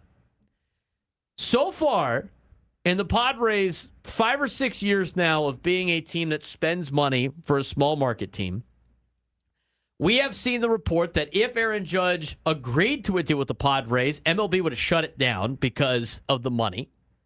We also have seen that the Padres cannot add every single year because of the fact that they're giving Xander Bogaerts and Manny Machado a ton of money. And when Xander Bogaerts doesn't play anywhere near the level that he did in Boston, guess who can't buy their way out of the problem? The Padres can't. They're adding on the margins right now at the trade deadline, not really, but in terms of every single offseason, they have to go find the Lucas Giolitos, Griffin Cannings, and Walker Buehlers, Herman Marquezes of the world to fill out the rotation because they're out of money trying to do what national media says everybody can do. So are the Padres just like hoarding money over there? Are they just going like, you know what, we're not going to spend all this money on the team? No, that's not the case. They're spending like 65% of their revenue on this roster. They've had they've had calls on extra money in the past with their owners to try to pay more. in salaries, and a team like the Padres who have sold out every one of their games in this new ownership, and a team that has tried everything they possibly can to compete with LA, guess what they can't do? They can't keep up. So why do we think that the teams like Milwaukee and Pittsburgh and teams like Arizona that have 20,000 people at their games this week in a very important series against the Padres, why do we think they can all of a sudden just go toe-to-toe with LA and do? Everybody could do what these guys do. The system is set up for the middle class of Major League Baseball to be punished for trying to win. Yeah, and for a team like the Kansas City Royals, let's just flip that to the NFL for a quick second. Kansas City, the Chiefs, they're in the same market as the Royals, are they not? They are. I believe they're in the same exact parking lot as the Kansas City Royals. They're a small market franchise. They've been able to compete every single year. One season of going for it did not cripple them for a decade like it has done for the Kansas City Royals. That is not parity. That is a team gambling, going all in. And lucky for them, it didn't hit in 2014. They were good enough to be able, they had enough people under control, under contract, that they were able to go for it again in 2015, and it hit. After that, they lost everyone and still have not been able to recover from that. That is not parity. That is not a good way to run a league. One team should not get punished for a decade or more for trying to win the league's biggest trophy. I take it even further than that with the Kansas City Chiefs. You know what they also were able to do? Keep their own draft picks. That too. If Patrick Mahomes, if the NFL was like Major League Baseball in terms of their rules, Patrick Mahomes would have been good for the 5 years with Kansas City. And then when he became a free agent, he'd have been a Patriot. He would have been a Dallas Cowboy. Or them. He would have been a Dallas Cowboy or a San Francisco 49er or a New York Giant. That's where he would have been. Kansas City would have got outbid by the Dallas Cowboys. And Patrick Mahomes would be a Dallas Cowboy. And Mike Moustakas was gone instantly. Travis Kelce, drafted in 2013 by the Kansas City Chiefs, still on the Kansas City Chiefs. Eric Hosmer left immediately. Right. Like, if Travis Kelce, what is he? Like, you get like 4 years, 5 years, whatever it is. I mean, 1, 2, 3, 4, 5. I mean, Travis Kelce would have been a free agent in 2017. You think the Kansas City Chiefs would be able to spend a ton of money on a guy like Travis Kelce just to be their tight end? Where at the time, by the time he was going to be a free agent, they hadn't even they just drafted Patrick Mahomes, which, by the way, everybody said on draft day was the dumbest pick in the world. They drafted him with the 10th pick overall in the first round of the draft in 2017. They wouldn't even have, they never would have won a Super Bowl in Major League. And if they had Major League Baseball's rules, they never would have won a Super Bowl. And now they have a dynasty, and it's Kansas City, which is not a massive market. I mean, go to Patrick Mahomes. Let's say he did the 5-year rookie deal, 17, 18, 19, 20, 20. He'd be a free agent in 2021. He would have been a free agent in 2021. And they probably wouldn't have brought him back. He'd be a Dallas Cowboy. He's been in the league that long already? Yeah, he got drafted in 2017. I mean, he was in college and I was in college. Wow. You call me old, man? I'm older than you. Exactly. I want you to remember that. But you start looking at the, I pulled up the Chiefs because they've had a great run, and they're a small market team. And you go through their draft picks, they're able to keep a lot of their draft picks. And you look at it, the Packers. That's a small market team. They're in the same market as the Milwaukee Brewers. The Brewers just decided it was not worth going for it in that same market. The financial strife that would come afterwards would not be worth going for it. Meanwhile, the Green Bay Packers have been able to draft and hold on to two of the greatest quarterbacks to ever step on the field. Pittsburgh Steelers have been pretty solid over the years, right? Mm-hmm. I mean, they've been pretty. I mean, the last couple of years, not as much, but like that's Pittsburgh. Now we're talking about the Pirates too, right? Like small market. I mean, think about the teams that have done the best in the NFL playoffs. I mean, you're getting teams that actually have a chance every single year because of the way the thing is structured. And the only thing that they have against this potential, CBA is like, oh, anybody could do this. If that's your only argument, come on, give me a break. Oh, they can just spend more. Give me a break.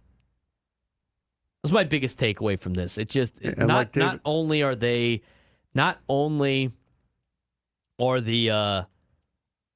teams not have the gall to make it through, to go make that big splash. And like David Vu just said in the chat, the NFL cap started in '94 because the Niners and Cowboys were doing what the Dodgers are doing. Correct. They're like, this is ridiculous. I mean, if you look at teams that have won a Super Bowl and have been to a Super Bowl, like Tampa Bay has won multiple Super Bowls in football. That is a small market team in Major League Baseball. Mm-hmm. The Bucs were able to get a guy like Tom Brady in the process. Seattle, not necessarily a massive market, has been able to win Super Bowls. In fact, they won the last one. Right? It's not just San Francisco or New York or Dallas, right, that are bringing in all the championships. It's not Boston all the time, although the Patriots have done very well. But every time that people like to point out in the NFL that they've had dynasties, yeah, because they've done something right. And here's the thing. If they had a salary cap in Major League Baseball and the Dodgers were winning all the time, I wouldn't sit there and be like, man, I wish we had... It wouldn't be, I wish we had more money. It would be, we got to start figuring out how to do what they do. And it's actually obtainable instead of just trying to pull money out of thin air. 833-288-0973, 833-288-0973. When we come back, we'll get to our manager's reports brought to you by SDCCU. It's not Big Bank Banking, it's better. Eric Grupner was on with the morning show. Had a lot of things to say about the business side of the Padres. We'll get to that when we come back.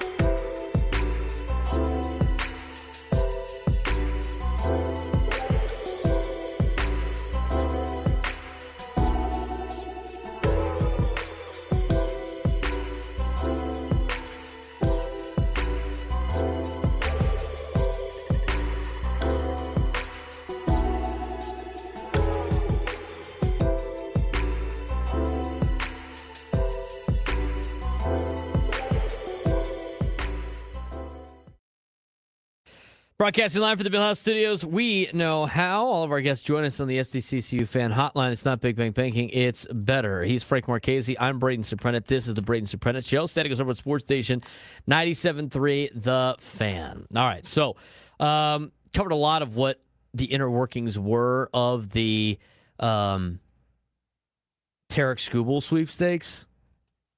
And we spent most of this hour talking about that. We're going to go back into some Padres news as we will get to our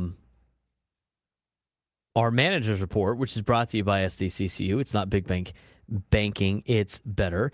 As the Padres Chief Executive Officer, CEO Eric Grupner, was on with the morning show this morning, talking about a lot of different things. And the first thing asked of Eric Grupner, of course, with this week, season ticket prices, slight increase.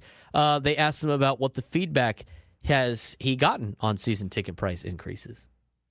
Largely positive feedback. There's voices always out there that are, not going to agree with the approach that we take on any given decision, whether that's a player transaction, a business decision. And overwhelmingly, the response has been positive from the fan base.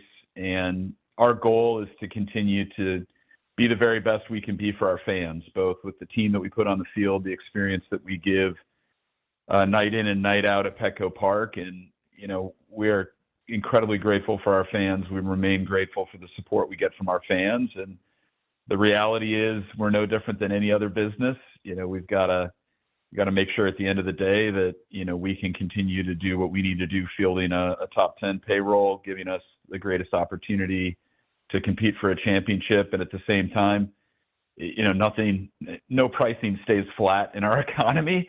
And we're not immune to that. And we've, got to continue to, adjust our pricing as everything else around us is adjusting the costs of running the team. And, I feel like a 3% increase is, fairly moderate, given, the surrounding economy right now and what we need to do. And we have a lot of support from our fans, and we're incredibly grateful for that. Padres CEO Eric Grupner was on with Ben and Woods earlier this morning, talking about the season ticket prices, obviously getting a slight raise for next year. But they asked this question on the roundtable, Ben Higgins did, about how do you determine if a season was a success or not. They asked Eric Grupner the same thing. Here's what he had to say. Well, for some time now, the standard for us is winning a World Series championship, and that hasn't changed really for the last 6 years. We've been to the postseason 4 out of the last 6 years. I think your question's a good one. I do take issue a little bit with the concept that there's different goals in different areas of the organization. There's one goal, and when we talk about, even what we do in other areas of our business, if it's, our concert business and an events business that we spun out at the start of this year and continue to grow, all of that, everything we do is in service of trying to win a World Series championship and putting the most competitive team that we can on the field. And everybody is aligned in that goal. So that is the goal. And to win a championship, you first, at the risk of stating the obvious, need to have a winning team that qualifies for the postseason.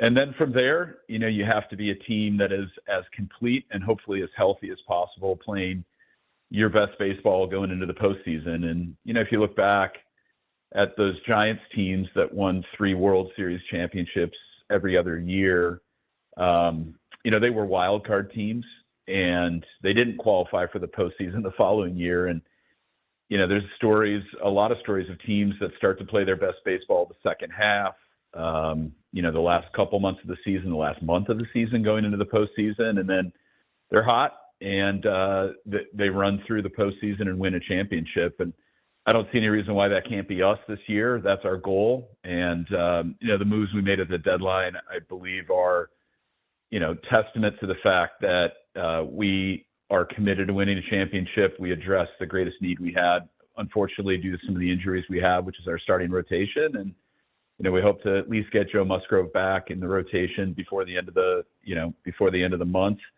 And we ride. And, we've got a team that's getting hot offensively, an exciting team and they're playing together as a team. And, we feel really good about it, but it's going to be a battle to the end to get into the postseason. And then from there, October is always special when you're playing, postseason baseball.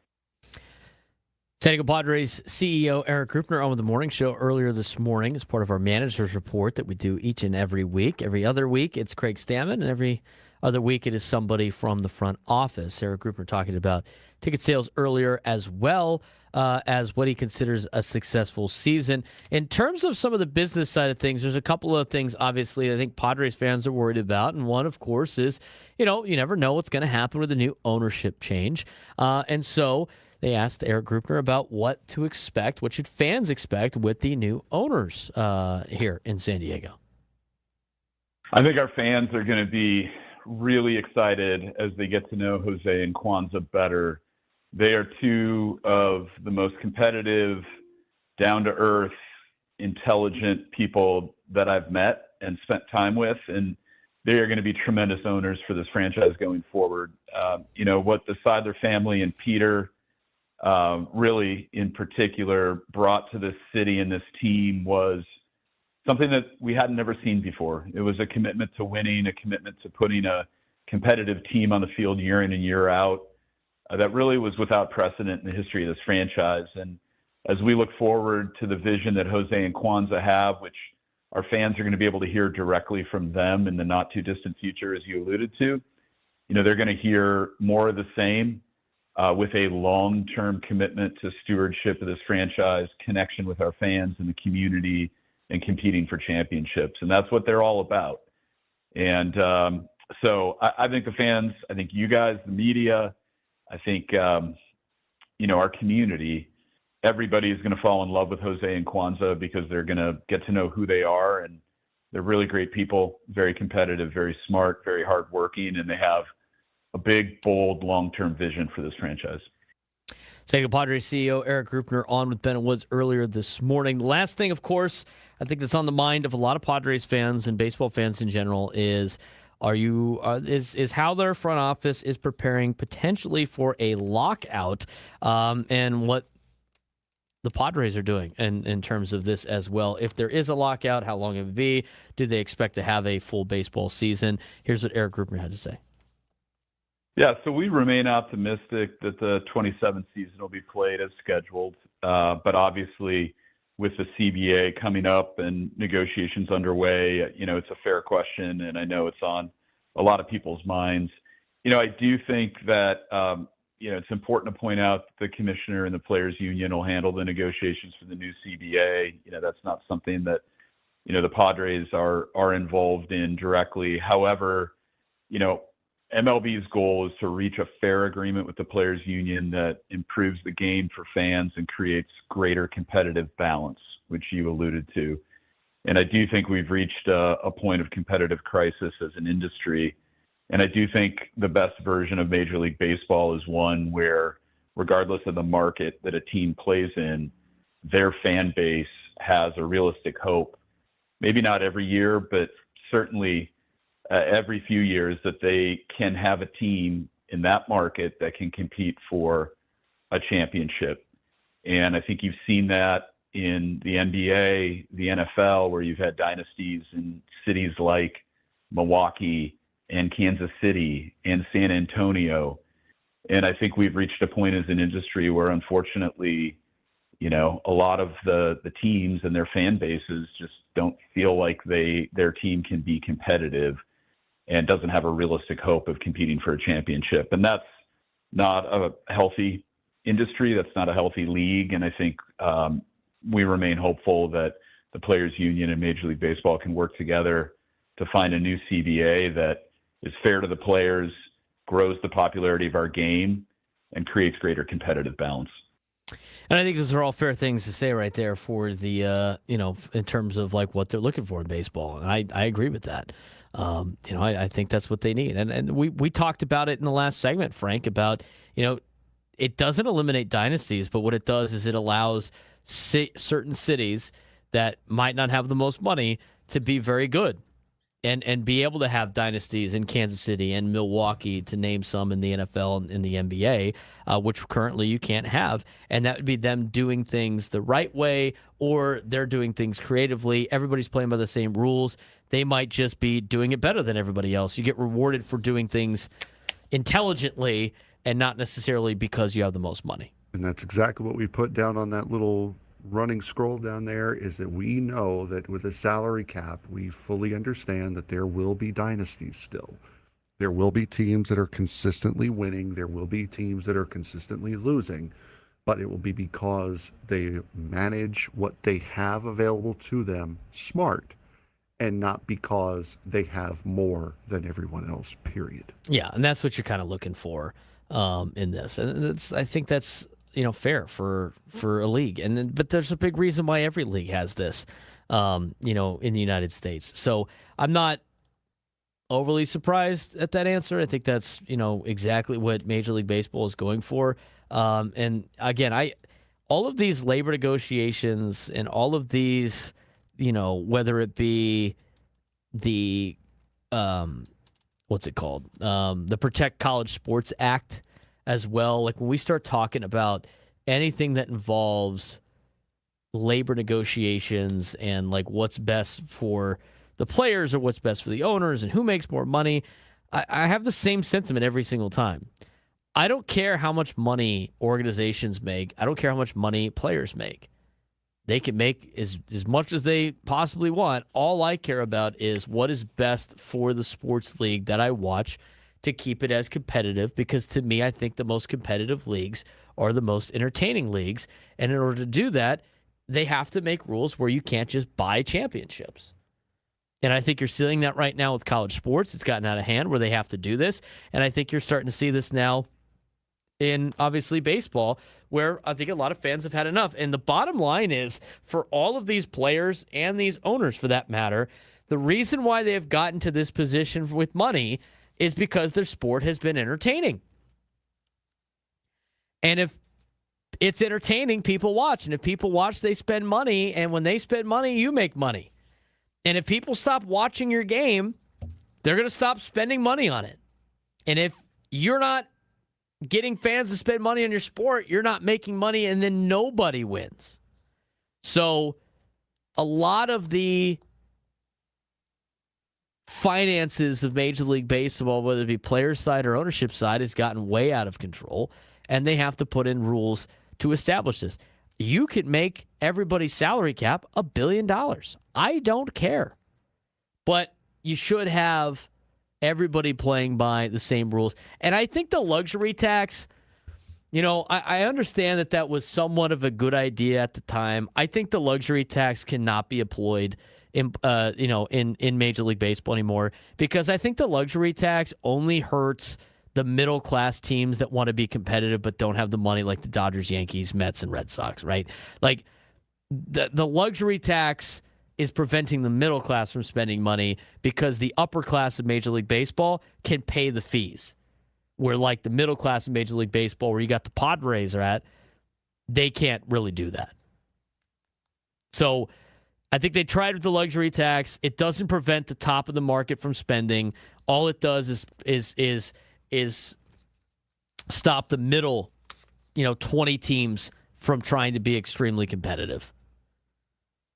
And so there obviously needs to be a change. Well, I'm sure we'll talk more about the CBA as we get closer to it during the offseason. But we want to talk a little bit more about actual baseball right now at this point in time, especially with the Padres season heating up here with 46 games left. They got a big series against Houston. We're going to talk more Padres baseball in the 1 o'clock hour. We got some San Diego FC news we got to get to in the 1 o'clock hour. But we got some training camp information and something that's going on in Congress that could affect San Diego State athletics. We'll get to that in the next hour as well. Braden Surprenant Show, San Diego Summer Sports Station 97.3 The Fan.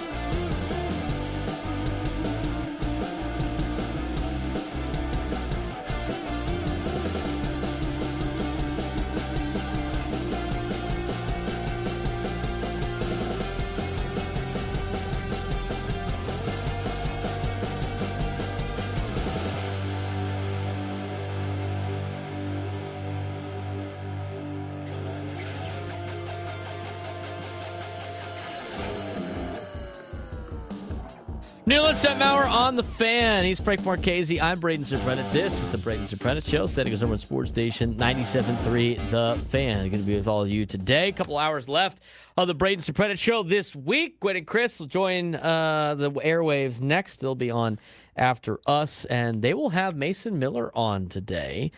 So that's going to be fun. Be sure to tune into that. Did they say what time? We don't know what time. No, I do not know what time. Probably early. I would be my guess, but yes, Mason Miller will be on with Gwen and Chris today, so that's fun. We're excited to hear that interview. We got to talk to Mason Miller earlier this year at FanFest. Man, that seemed like such a long time ago. Did it not? It just seems like so long ago. FanFest at Petco Park early in the season. We're going to get to our NFL training camp update in just a little bit. We got some other information to pass along to you involving college football that affects San Diego State. But without further ado, it's time to get to today's sports thread.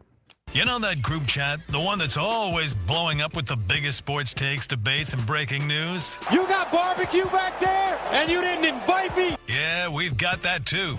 Welcome to the Sports Thread, where we break down the top 5 stories in sports, just like you would with your crew. Oh, no! Disaster! What a bad idea! No filters, no silence, just real talk. All right, Frank, what we got going on in the sports world today? We got some fun. You know, we've been talking about salary caps a lot here recently. We just love talking about salary caps. Yeah, let's talk about circumventing them, shall we? Love that. Love getting around the salary cap. Number 1.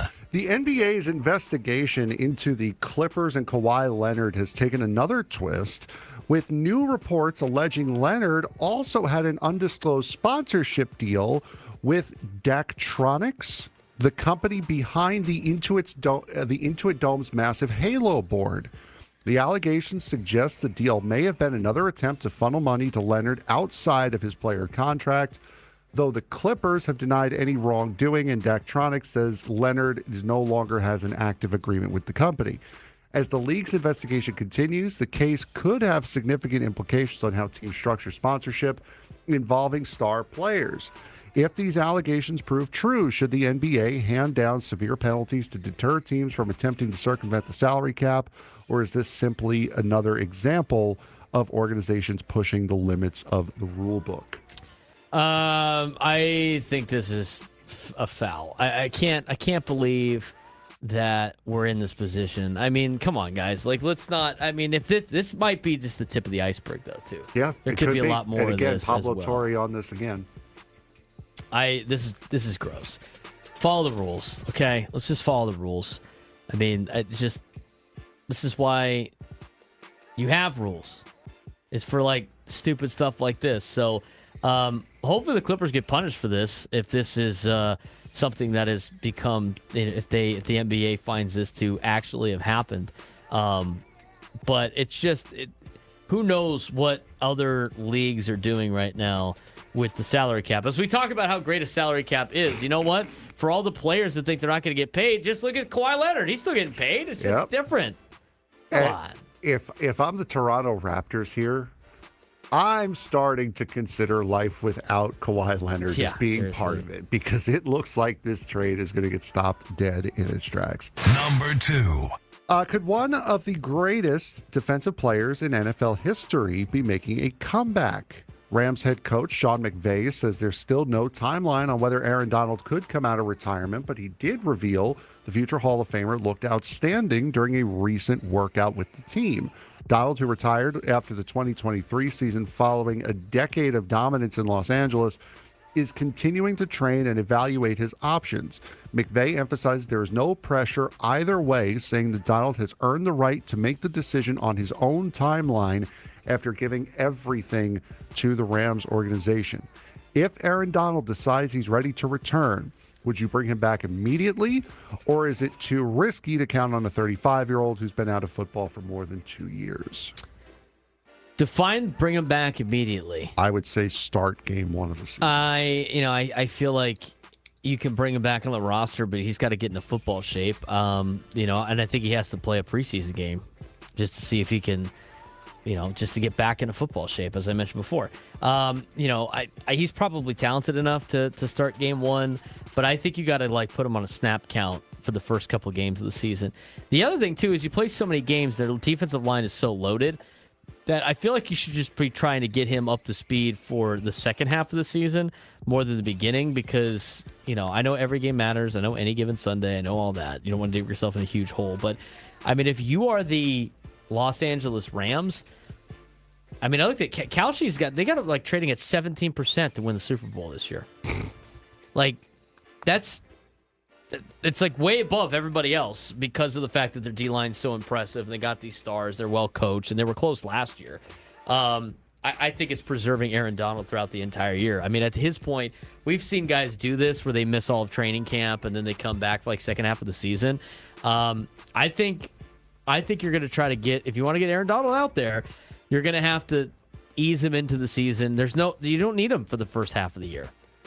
Let him work out with the team, put him on the 53-man roster, and play him in a couple of games, but put him on a snap count. You got Myles Garrett. Shoot. They're going to be okay. Their defensive line is loaded. Way to work the Kalshi thing in there, sponsor boy. Number 3. That's what it was on my last read that I had.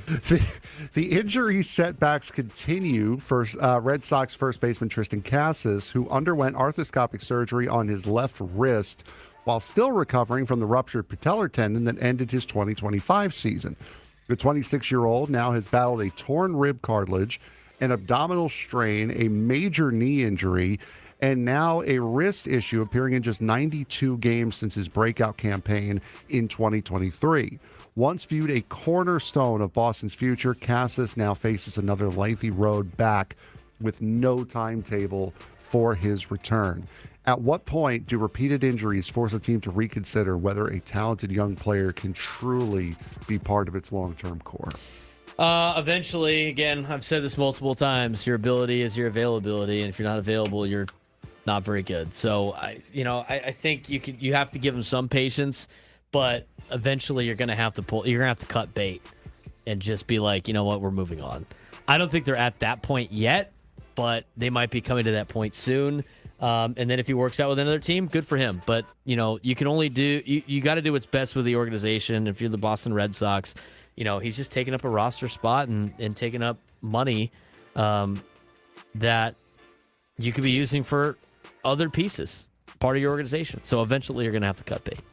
Yeah, and he's still 26, but those are a lot of big injuries that he has had. Correct. Number 4. This one happened this morning as Tommy McClellan, the new athletic director at Purdue, was on with Pat McAfee this morning. They brought him on after that whole deal. And of course, yesterday's comments of him saying if you want to win championships came up. If you want to win championships, go to Indiana came up. McClellan owned the mistake, likening the comment to his golf game, saying, quote, every now and then you line it up on the first tee and you're really excited about that round, and I put it right into the water. Fortunately, though, I have 18 more holes to play. So a little bit of a fun deflection and having fun at poking at himself there for Tommy McClellan to get out of that comment that he made yesterday. It's just different than what Indiana's new head coach, Curt Cignetti, when they first hired him, did at his, at the basketball game when they introduced him to everybody. He's like, Purdue sucks. This, he just starts listing off all the rivals and saying they suck. That's a little bit more fun. And, I think it's kind of like water off a duck's back for other teams, but the fact that you said, if you want to, win championships, you stay here, and if you don't, you go to Indiana. Him saying that after they win the national championship in football, something that I don't think anybody at Indiana thought they were ever going to accomplish, it's kind of bold to get things going. I get where the thought was, the execution was poor. Much in the same way, Curt Cignetti, after his comment, look at me, look me up, I win. If Purdue somehow shocks the world and wins the college football national championship this year, that's not going to be that ridiculous of a statement anymore. I know. We're doing the same thing with Cignetti. Bro, what? What do you mean, look me up, I win? Ohio State's going to eat you for lunch. Apparently not. Brother won. Number 5. As Larry Fitzgerald prepares to enter the Pro Football Hall of Fame, one thing remains unchanged. He still refuses to officially retire. The Cardinals legend, who hasn't played since 2020, says he doesn't believe in the idea of retirement, preferring to view life as a transition into a new phase rather than an ending. Fitzgerald also admitted he briefly considered leaving Arizona late in his career, but ultimately chose to remain with the only franchise he ever played for, saying winning elsewhere on a super team wouldn't have meant the same. What's more impressive in today's NFL, spending an entire Hall of Fame career with one franchise like Fitzgerald did, or chasing a championship with another team late in your career? I think doing what Fitzgerald did. Yes. I mean, not only that, staying with the same team, but eventually those teams go like, you know what, man? I mean, we're not going to pay you to be here. It's just we're going a different direction. We want to cut bait and get young. So the fact that Arizona stuck with him the whole time, I think, is impressive. The fact that he stayed there forever is also impressive in this day and age of the NFL. And I mean, you got to applaud athletes like that. You can't really blame some of these athletes that get an opportunity to make money and go play on a really good team. That's what everybody wants to do. But I think you should give a little bit extra props to a guy like Larry Fitzgerald that didn't want to do that. And you know what? Maybe you do that for Mike Trout too in Major League Baseball. They're trying to win there, and it'd be more impressive and probably feel a lot better if you were able to accomplish that. I respect that. I really do. And one of the more memorable Super Bowls as well recently was Pittsburgh versus Arizona. So he almost got there. He almost did. It wasn't like a Mike Trout situation where he was scuffling and fighting his entire career and never getting there. He came very, very, very close to reaching the mountaintop with Arizona. Right. And that's it. That'll do it. When we come back, speaking of the NFL, we'll get our training camp update for you in the next segment. We also have some news that could affect San Diego State, a game of musical chairs that they don't want to lose. We'll talk about that at 12:35. Braden Surprenant Show, San Diego's number sports station, 97 to the Fan. For the first time, the SEC and Big Ten are officially supporting federal legislation that could completely change college sports. After a month of negotiations, both conferences have backed the Protect College Sports Act, a bill that would create national NIL rules, restore transfer regulations, and strengthen eligibility standards and give NCAA more authority to enforce those rules. The compromise also raises the revenue sharing cap to more than $40 million per school while trying to close NIL loopholes that schools have been using to spend even more on athletes. Now the bill needs 60 Senate votes before Congress leaves for recess. If it passes, this could become the biggest piece of college sports legislation since NIL was introduced in 2021.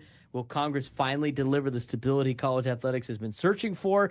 Well, it's one of the biggest storylines in college athletics right now. And for the first time in months, there appears to be real momentum toward a federal solution that could bring stability to college sports. Yeah, so after weeks of intense negotiations with lawmakers, the two most powerful conferences in college athletics, the Big Ten and the SEC, have officially endorsed the Protect College Sports Act. The conferences had previously withheld support over concerns of NIL restrictions, revenue sharing limits, conference governance, and future expansion. Following last-minute revisions to the bill, both conferences agreed that the changes addressed enough of their concerns to publicly support the legislation. That's significant because without the backing of the SEC and Big Ten, many lawmakers were hesitant to move forward with the bill. Now the legislation has its strongest momentum yet and heads now towards a Senate vote. So the Protect College Sports Act would create the first comprehensive federal framework for modern college sports. Among its biggest provisions, gives the NCAA and conferences antitrust protections to enforce rules.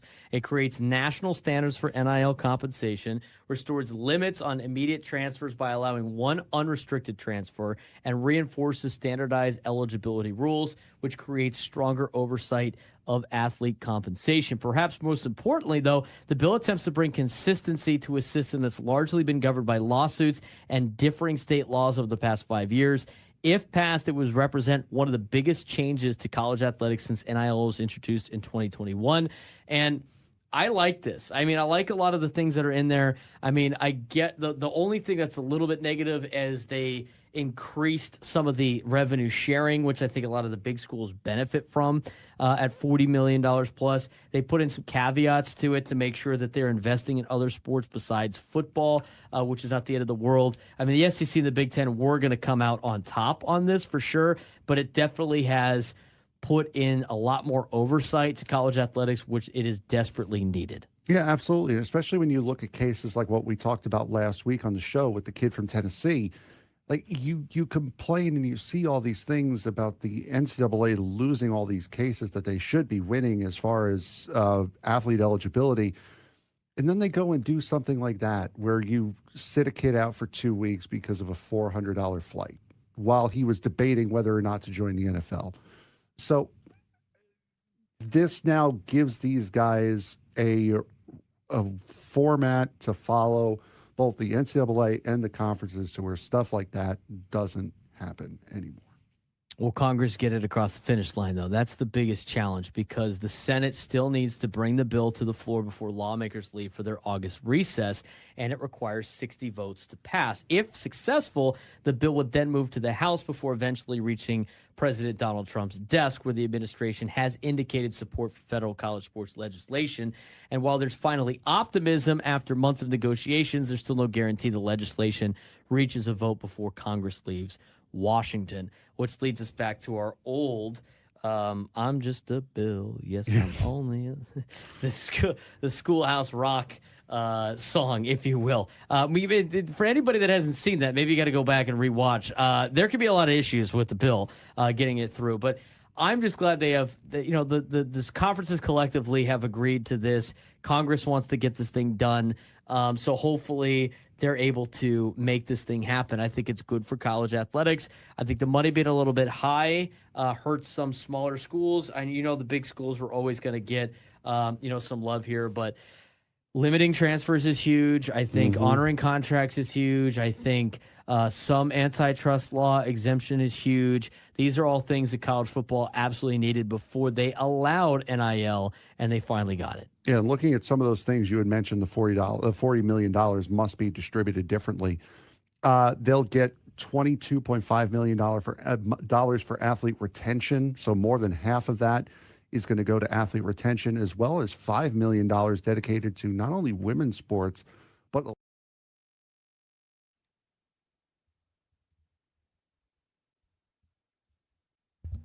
broadcasting live for the Bill House Studios, we know how. He's Frank Marchese. I'm Braden Surprenant. This is the Braden Surprenant Show, San Diego's number one sports station, 97.3 The Fan. We got some news for you coming up in just a little bit about San Diego State football, potentially. We will also get to our 1 o'clock hour where we'll have Drake Hills on. We'll talk some more San Diego FC, some big news today. Chucky Lozano now officially part of the LA Galaxy on loan, so that frees up a designated player spot for San Diego FC, which is very important. And we also have tickets to give away still, right? Correct? Yeah, tickets to give away for Padres and Brewers for Monday's game, in which you can in which you can get a comic book shirt that they have, the giveaway on Monday. So we'll have those tickets give away in the 1 o'clock hour as well. We do got to keep you updated on what's going on in the NFL. We had our first game last night. It's actually pretty fun. So let's get to today's training camp report and talk a little bit about last night's game as well. Let's start with last night's game, Frank. That was kind of exciting, right? An exciting NFL Hall of Fame game. Usually the Hall of Fame games are boring, but these guys were slinging it all over the yard. A 33-30 victory for the Carolina Panthers in a preseason game. It is the Hall of Fame game. They won in the final play of the game. That was fun. I enjoyed having football back. Yeah, that was an entertaining game. Haynes King, 2 touchdown passes for Carolina. Carson Beck went 15 for 19, 188 yards, 1 touchdown for Arizona. He looked good.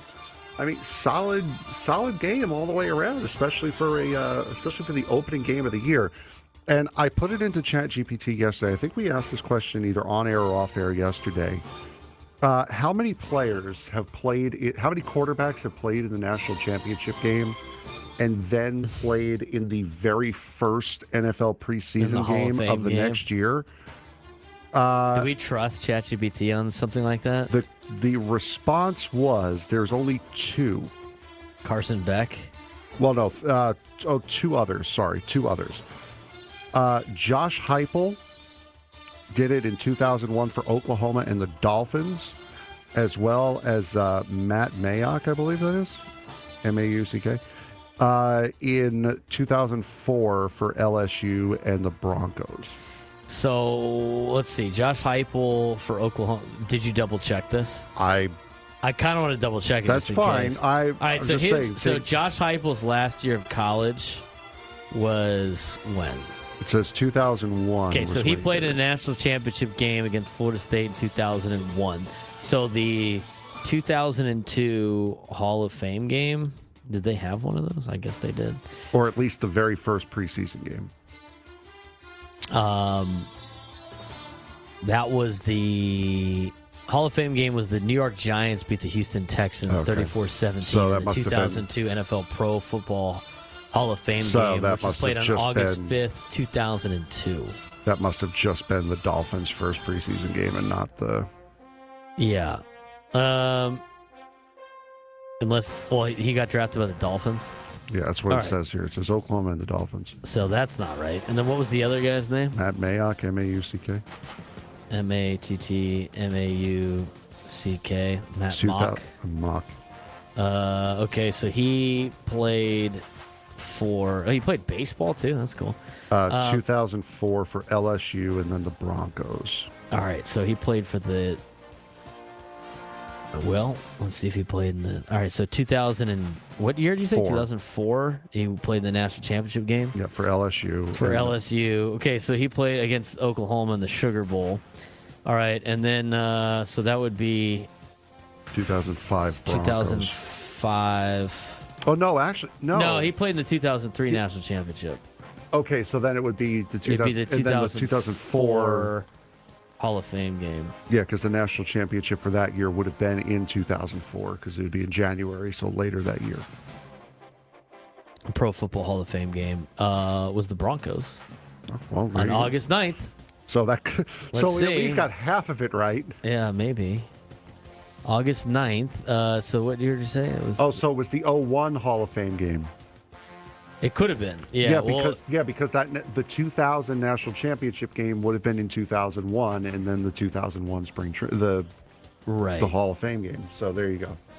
Well, sometimes they flip it. Hang on. So we said 2004, Denver Broncos and the Washington Redskins were in the Hall of Fame game. It says click here for recap. I just pulled up this year's game. So maybe he did play in that one. Wonderful. I do want to check the Josh Heupel thing again. So he played in the 2000 BCS national championship game was 2001. So it would be the 2001. Yeah, it was the Rams. Game. It was the Rams beat the Dolphins 17-10 on August 6, 2001. Oh, there you go. So they had 2 guys have done this before. There you go. Interesting. Quarterbacks at least. Don't know about other players, but that's just quarterbacks. Well, we assume the teams. So that we don't have a box score. It doesn't tell you exactly who was in those games. Let's see what it says. Future collegiate national champion. Oh, yeah, he did. He made his professional preseason debut for the Dolphins, throwing an incomplete pass in the final play of the game as the Rams sealed the victory. Oops. He had 1 snap in the game. He was there. He didn't start the game. But he played it. He participated. So Carson Beck might be one of only one that started the game. All right, let's get to the updates on the training camp, starting with the AFC. Funny, we're going to start with the Dolphins here, as a matter of fact. Don't you have where's the Matt Scrapey Dolphin sounder? What? You ever heard that? Every time they talk about Chris Ellis Dolphins, they have the Dolphin sounder, where it's just the dolphin noise. I don't. We should steal that one for our repertoire because we want one for each team. That's fine. I'll look for that. Has Miami's defense become the identity of its football team, or is the offense creating a false sense of optimism by turning the ball over so much? In Miami, Jeff Hafley's emphasis on takeaways is showing up every single day at training camp. 4 interceptions today, multiple turnovers almost every practice this summer, and the defense looks like it's attacking everything. Is this defense becoming elite, or are we seeing an offense that just gives the ball away too easily. I think we pumped the brakes on this a little bit. The most interceptions came against rookie development quarterbacks, Quinn Ewers and Mark Gronowski. Camp practices naturally favor defenses early. They're working on stuff offensively, and Miami still needs to prove that they can create turnovers against starting NFL quarterbacks. So I think this is more of the sense that they are, doing a lot better against a brand new offense and if they're capitalizing against like some of the scout team stuff, it's not a huge deal. This is why I like doing the training camp updates, because it's amazing what people write about thinking like it's going to be massive for the season. Again, go to an NFL training camp practice and you'll just be like, wow, everybody on this team is really good. And then that team wins like 3 games. You go, what happened? Everybody's elite out there. So anyway, I think it's not that big of a deal. We'll move over next to the Cincinnati Bengals. Joe Burrow has spent much of his camp under center, something the Bengals rarely do. Offensive coordinator Dan Pitcher says they're simply adding more tools to the toolbox, but how much change is too much change? Should Cincinnati evolve its offense, or are they fixing something that wasn't broken? I think especially in the NFL, you should always try to be adapting and adding more tools to your toolbox. I agree with what Dan Pitcher's doing. It can't hurt to have your quarterback take snaps under center, especially for, it's good to be under center. I think they should be under center all the time inside the 10-yard line and on both sides, to be honest with you. It drives me nuts when teams are in the shadow of their own end zone and their quarterback's in shotgun. I don't understand it. Same thing down by the goal line.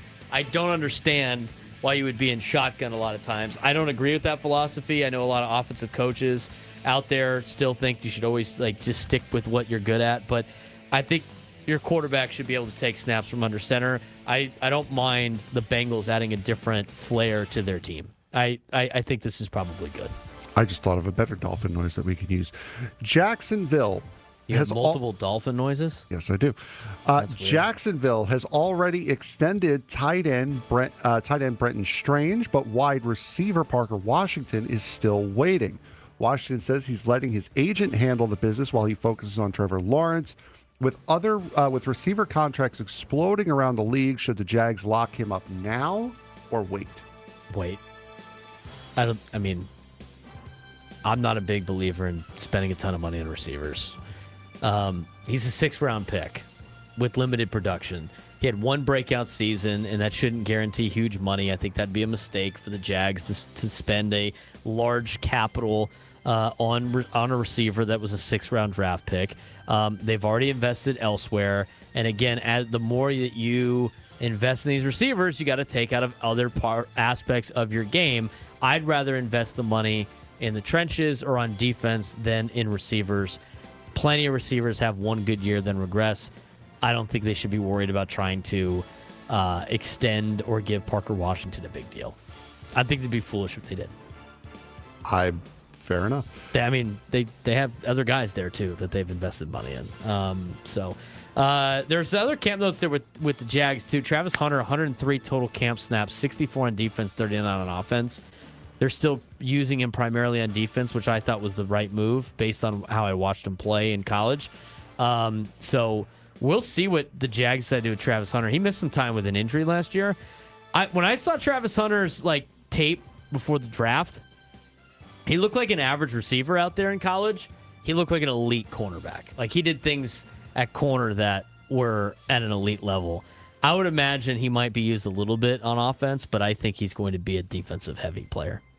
Didn't he also come in packed with muscle? He looks noticeably bigger this year. Well, he has to be if he wants to play year. both ways. Your body can't do that. It's the reason why guys don't do this. It is asking a lot from that guy's body to get through 17 games, getting a ton of snaps. It's just at a level like the NFL. It's hard to do. Yeah. And so he's obviously trying to put himself in some shape and be able to take some hits on offense and be physical on defense. Nobody is accusing John Harbaugh of taking it easy in New Jersey. More than 100 live reps in the heat, physical practices nearly every single day, and players admit the training camp has been dramatically tougher this year as compared to last year. Is this exactly what the Giants need, or is there a danger of peaking too early? I think this is great. I really do. The Giants needed some toughness in them over the last couple of years. I mean, I think it builds the mental toughness. I think it builds the body toughness too. I mean, if you want to play at an elite level in the hot sun and be physical, you got to train your body to be like that. That's why, you get so many injuries throughout the years, throughout the seasons now, because of the fact that these guys are not doing what they used to do in training camp. Now, a lot of the training camp from back in the day was absurd amounts of running and hitting for no reason. I do think you need to limit some of it, but the best way that you can get into shape is by practicing. Like, you have to get into football shape. There's a difference between being in actual shape and being in football shape. Your body needs to be able to take hits and get back into, building up that stamina and building up that not only toughness, but that recovery time that your body has to go through an NFL season. This is the best way of doing it. Players are buying in. Championship teams practice hard. And the thing is Harbaugh's got a track record with the Ravens. And so I think this is great for the Giants. I really do. Jack Campbell did not sugarcoat anything after red zone drills. He simply said the Lions' defense wasn't good enough. He blamed communication, technique, and even himself. Should Detroit fans appreciate that honesty or be concerned that the defense isn't where it needs to be? I don't think it's anything to worry about.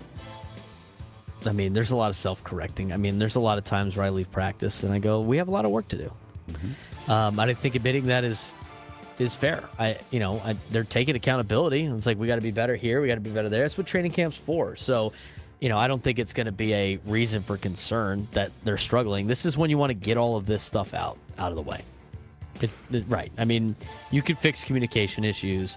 Camp is designed to expose weaknesses. It's built to figure out where your strengths are, where your weaknesses are at, and how you can improve to get better. It's better to do this now than to do it during the middle of the season when you're living and dying on it every single Sunday. So I think there's nothing to worry about with this. Yeah, this last one here with the Rams is pretty much what we've gone over already. If Aaron Donald says he's ready, do you immediately bring him back, was the main point of this. If you think he can play, he should be on the team. I mean, if you think he can still give you some production, I think he should be on the team.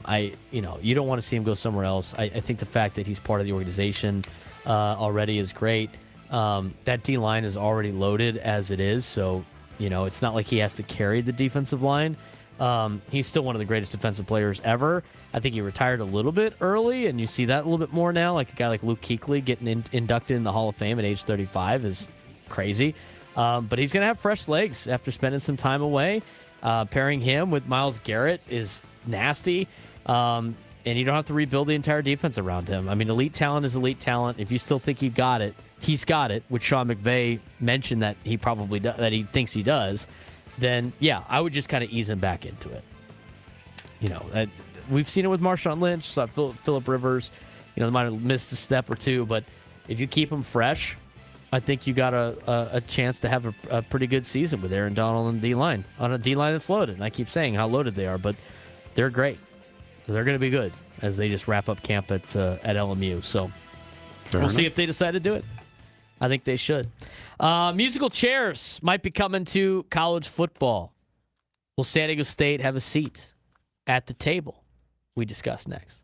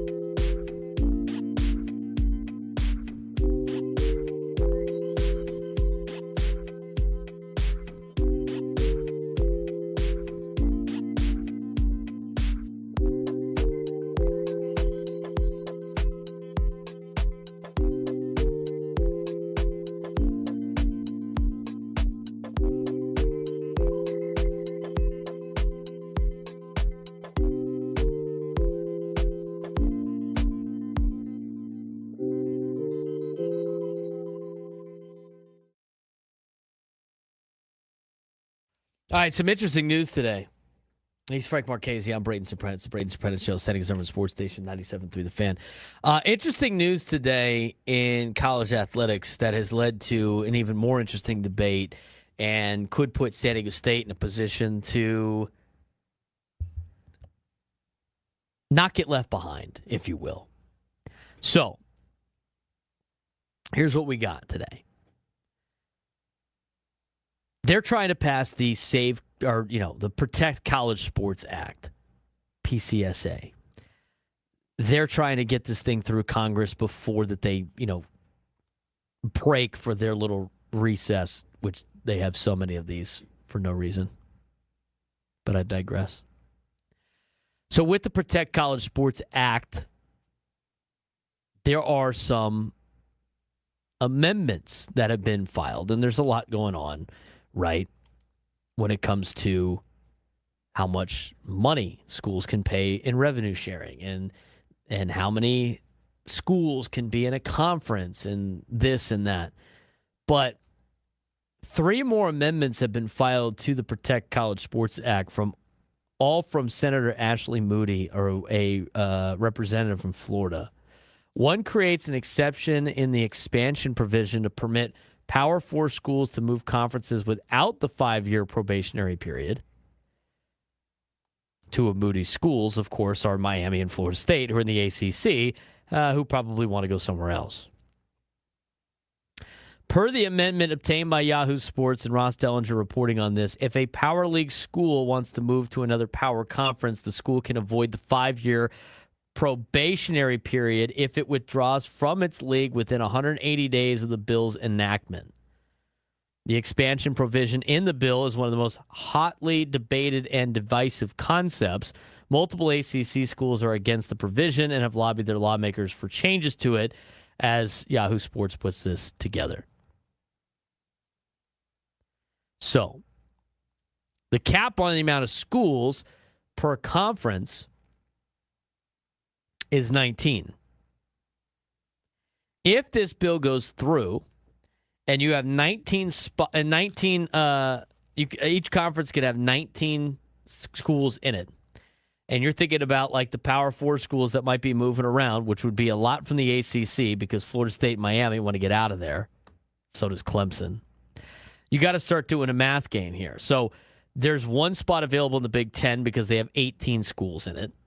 There's 3 spots available in the SEC because they have 16 schools. The ACC could have up to 2 to maybe 5 spots available if some of their schools leave because they currently have 17 schools in their conference. So minimum of 2 spots available, maximum of 5 if some schools part ways. And the Big 12's got 3 spots available. So what I found interesting in this, aside from the fact that once this bill goes through, you might have some massive conference realignment for college athletics. But Matt Baker in The Athletic put an article out simulating what he thinks could potentially happen with this bill going through. So the Protect College Sports Act could completely reshape this conference realignment. And the latest version of the proposed act would dramatically alter the future of the conference expansion. And rather than allowing unlimited growth by the major conferences, the bill would effectively cap the top 4 conferences at 19 members each. And it would also require any current Power 4 school leaving its conference to spend 5 years as an independent before joining, unless they can file this within 180 days of the bill going through. So if the Big Ten's got 1 spot available, he laid out some of the schools that might be interested in going to the Big Ten or one of the schools that might be able to fit. Academics obviously remain a major priority for the Big Ten. You have to be an AAU member to continue to matter, for them to continue to have you be a contender for this spot or a candidate, if you will. Geography doesn't matter at all. Football remains king for the Big Ten. Schools that might be considered: Notre Dame, North Carolina, Virginia, Georgia Tech, Florida State, Clemson, Miami. But he thinks Notre Dame would jump into the Big Ten. That would be ideal for the Big Ten. So they would have 19 spots. Takes away from an independent. The SEC has 3 available spots. Conference priorities, of course, are geography down there. They like the football culture, institutional fit. North Carolina, Florida State, Clemson, Miami, Virginia, and Texas Tech kind of all fit that mold. But he believes that North Carolina, Virginia, Miami could potentially be in the SEC. Not Florida State and Clemson, which is interesting. Football brands obviously remain elite. Both sued the ACC, already located inside SEC territory, but political resistance exists and doesn't expand television footprint. So, as you can see how this goes out, there's a lot of moving parts. And with that, new chairs open up. So that puts like more seats available for the ACC, which could be UConn, Tulane, South Florida, Memphis, Army, Navy, Boise State, Colorado State are some of the names that he pot up. He thought Tulane, South Carolina, UConn, Army, and Navy in football only would fit the ACC. I think that'd be interesting to see Army and Navy in the ACC. I don't know why they would do that, but I guess it provides national brands, rivalry value, academic prestige, and stability. UConn obviously boosts their basketball in the ACC. But then it got to the Big 12. And the Big 12, they prioritize market size. They prioritize brand. They prioritize basketball. And they prioritize growth opportunities. Schools that could fit the Big 12. Florida State, Memphis, San Diego State, Boise State, UNLV, Washington State, Oregon State, Air Force.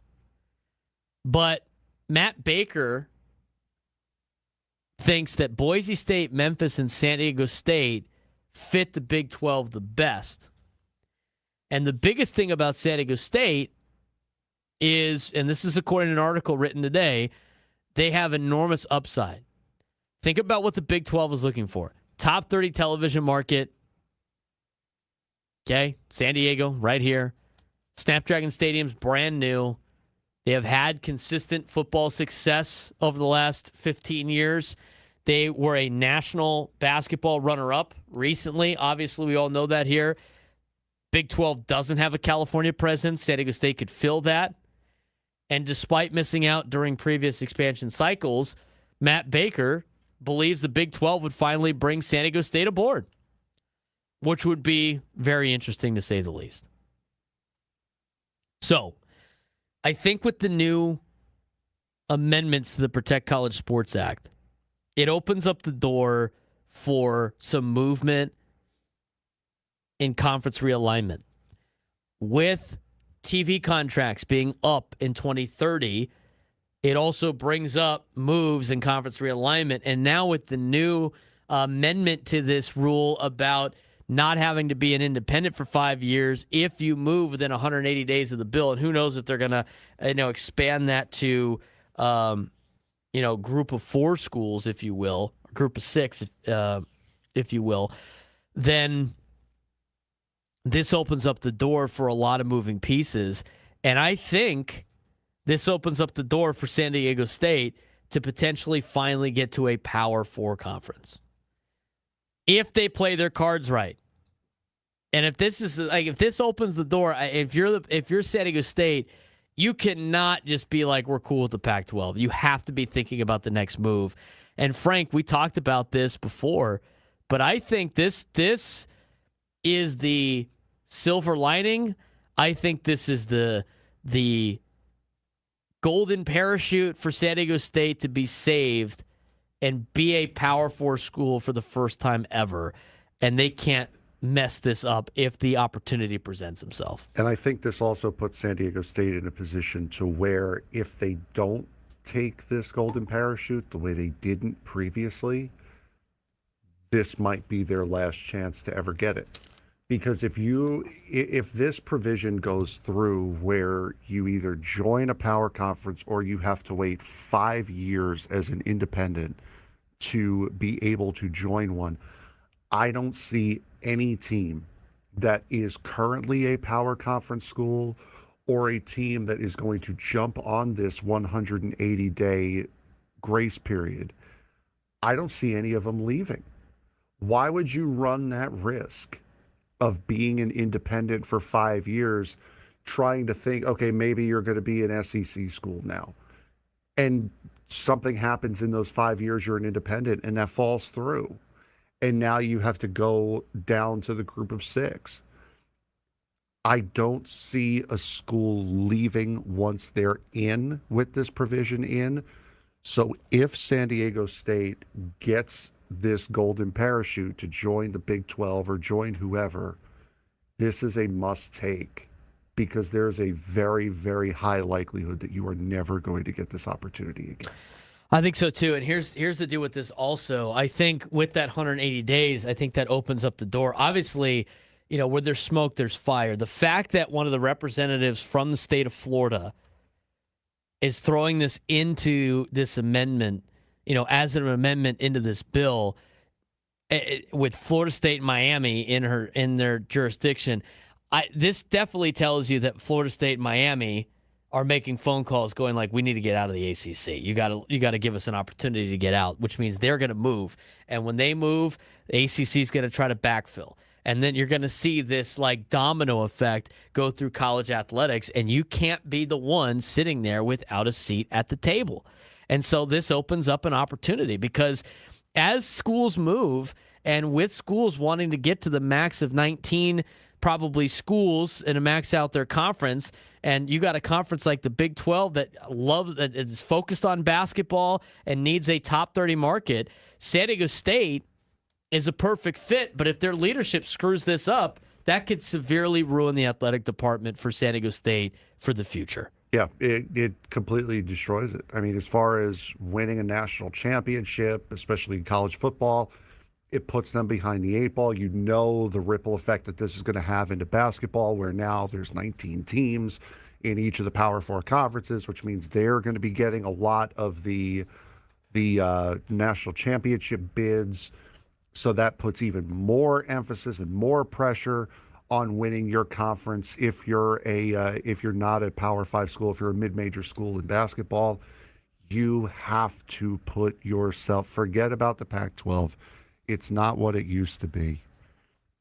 If this carrot is dangled in front of you, jump at it. Put your feet around it to make sure it does not go away, because if it does, you might never see it again. Yeah, and unlike previous realignment discussions, Matt Baker in the Athletics says San Diego State, as he sees them as one of the final schools worthy of Power 4 expansion if the Big 12 gets another opportunity, and especially for basketball. And if you're looking, and if conferences are going to start looking at non-Power 4 schools to fill out their conference when things get moved around, San Diego State's going to be one of the first in line, but they can't be arrogant about this. They got to jump at the opportunity. And you start thinking about what this conference would look like with those 3 schools in particular, San Diego State, Boise State, and Memphis. I mean, think about the basketball. I mean, think about it from a basketball perspective, right? San Diego State basketball playing Houston in a conference game and then playing Arizona and Kansas. Are you kidding me? I mean, those are 3 schools that have been number 1 seeds in the NCAA tournament. You get to play Iowa State, you get to play Baylor, you get to play BYU. I mean, the worst end of the spectrum is playing like Utah. That's still a lot better than anything you're playing right now in the Pac-12. And you mentioned they can't be greedy about this. There is nothing wrong with taking a low ball offer right now. There's nothing wrong with it, because deals can be renegotiated. Deals can be changed. You have to get in the door first and then prove why you belong there before you could start making demands of a power conference. Because let's be honest here, you haven't done much of anything recently. You've gotten some big wins. You've gotten to the national championship game in basketball. You've had some conference success before this most recent run. You're now starting to get back to it in football, but you're not in a position to demand. Just take whatever offer is given and renegotiate later after you prove that you're worthy of being in the conference. Would you buy season tickets if your 5 home games were I would be in a hell of a lot football? more likely to. In football, you play BYU, Colorado, Utah, Kansas State, TCU, and Arizona. Are you kidding me? You got a massive season ticket problem. That fixes a lot of it. We'll talk about that more a little bit when we get to the 1 o'clock hour.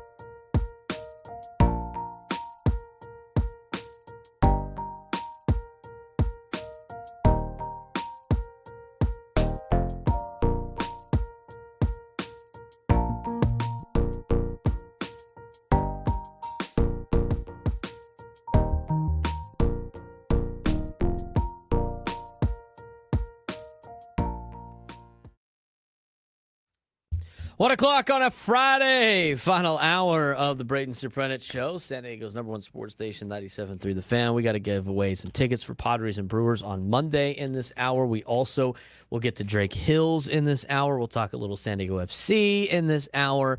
And right now, we'll get you a preview of Padres and Astros as we have a big series here in town for the Padres here at Petco Park. Huge measuring stick series, I think, for both clubs. Houston is trying to fend off Texas in the AL West. The Padres are trying to climb into the National League's final wild card spot. Both teams come in playing quality baseball offensively, but each has some questions on the mound. Where they stand right now, Houston 59-57 on the year, first in the American League West. They lead Texas by 1.5 games, won 7 of the last 10, and just 29-28 on the road with a run differential of -25. They took 2 out of 3 from the Padres last season. Padres trying to overcome that and get them back this year as they come in 60-56, third in the National League West, 1 game behind Arizona for the final wild card, and 2 games ahead of Miami. Fangraphs playoff odds are now up to 36.3% for the Padres, which was all the way down to 7% like a couple of weeks ago, it seems like.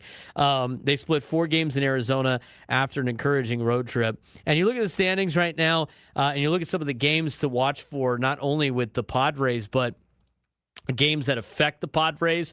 You're in a good spot in terms of you can handle business against the Astros, which this is a lot better Astros team right now than it was at the beginning of the year, but it's not a better Astros team than what you've seen in the past. This is not the last couple of years Houston Astros teams. And they were even thinking about, there was reports that they might sell at the deadline a couple of weeks ago, but they got hot at the right time, kind of like the Padres did. So if the Padres could do damage against the Astros this weekend, they're going to move up in the standings either way because there's a big series in Arizona. The Dodgers are taking on the Diamondbacks for the next 3 days. That game will be at 6:40 tonight. It will be Sasaki against Merrill Kelly out in the desert. So Padres kind of need the Dodgers to win. They've already climbed a couple of spots with behind LA because of the fact that the Dodgers have lost 6 straight games now. They've lost. So if that continues, the Padres could get closer in the division, but you're really focused on the wild card right now. So you kind of need the Dodgers to snap their 6-game losing streak, Frank, and do some damage against Arizona this weekend, as you focus on the Houston Astros. But other games to pay attention to this weekend, the Cardinals are still relatively within striking distance. They got the Rockies this weekend. If you're trying to track down the Cubs, I think it's going to be difficult the way they've been playing. They got Kansas City on the road. Even though Kansas City's looked a lot better, I mean, they're not very good, so we'll see. Milwaukee is playing the Twins. That doesn't really impact the Padres per se. The Marlins are hosting the Angels, so a little bit of an easier stretch for Miami right now against the Angels for the next 3 days in Miami. That could have an impact on the standings a little bit, as the Padres obviously do not have too big of a lead over the Marlins. It's just a 2-game lead. Other games that are in effect that you might pay attention to, Reds and Nationals are kind of at a distance right now. Pirates and Mets, something to pay attention to. And the Blue Jays are taking on the Phillies. That game's going to start at 3:40 p.m. Pacific time. Blue Jays been kind of hot. They're right there in the thick of things in the American League. You could use a Blue Jays win over the Phillies if you want to try to play yourself into the 5 seed in the standings. But at the same time, when you're chasing Philly in Arizona, you kind of need both of them to lose. So we'll see what the Phillies got against the Blue Jays. But things setting up well this weekend for the Padres. Just probably a little bit more of a difficult test compared to maybe some of their counterparts this weekend, Frank.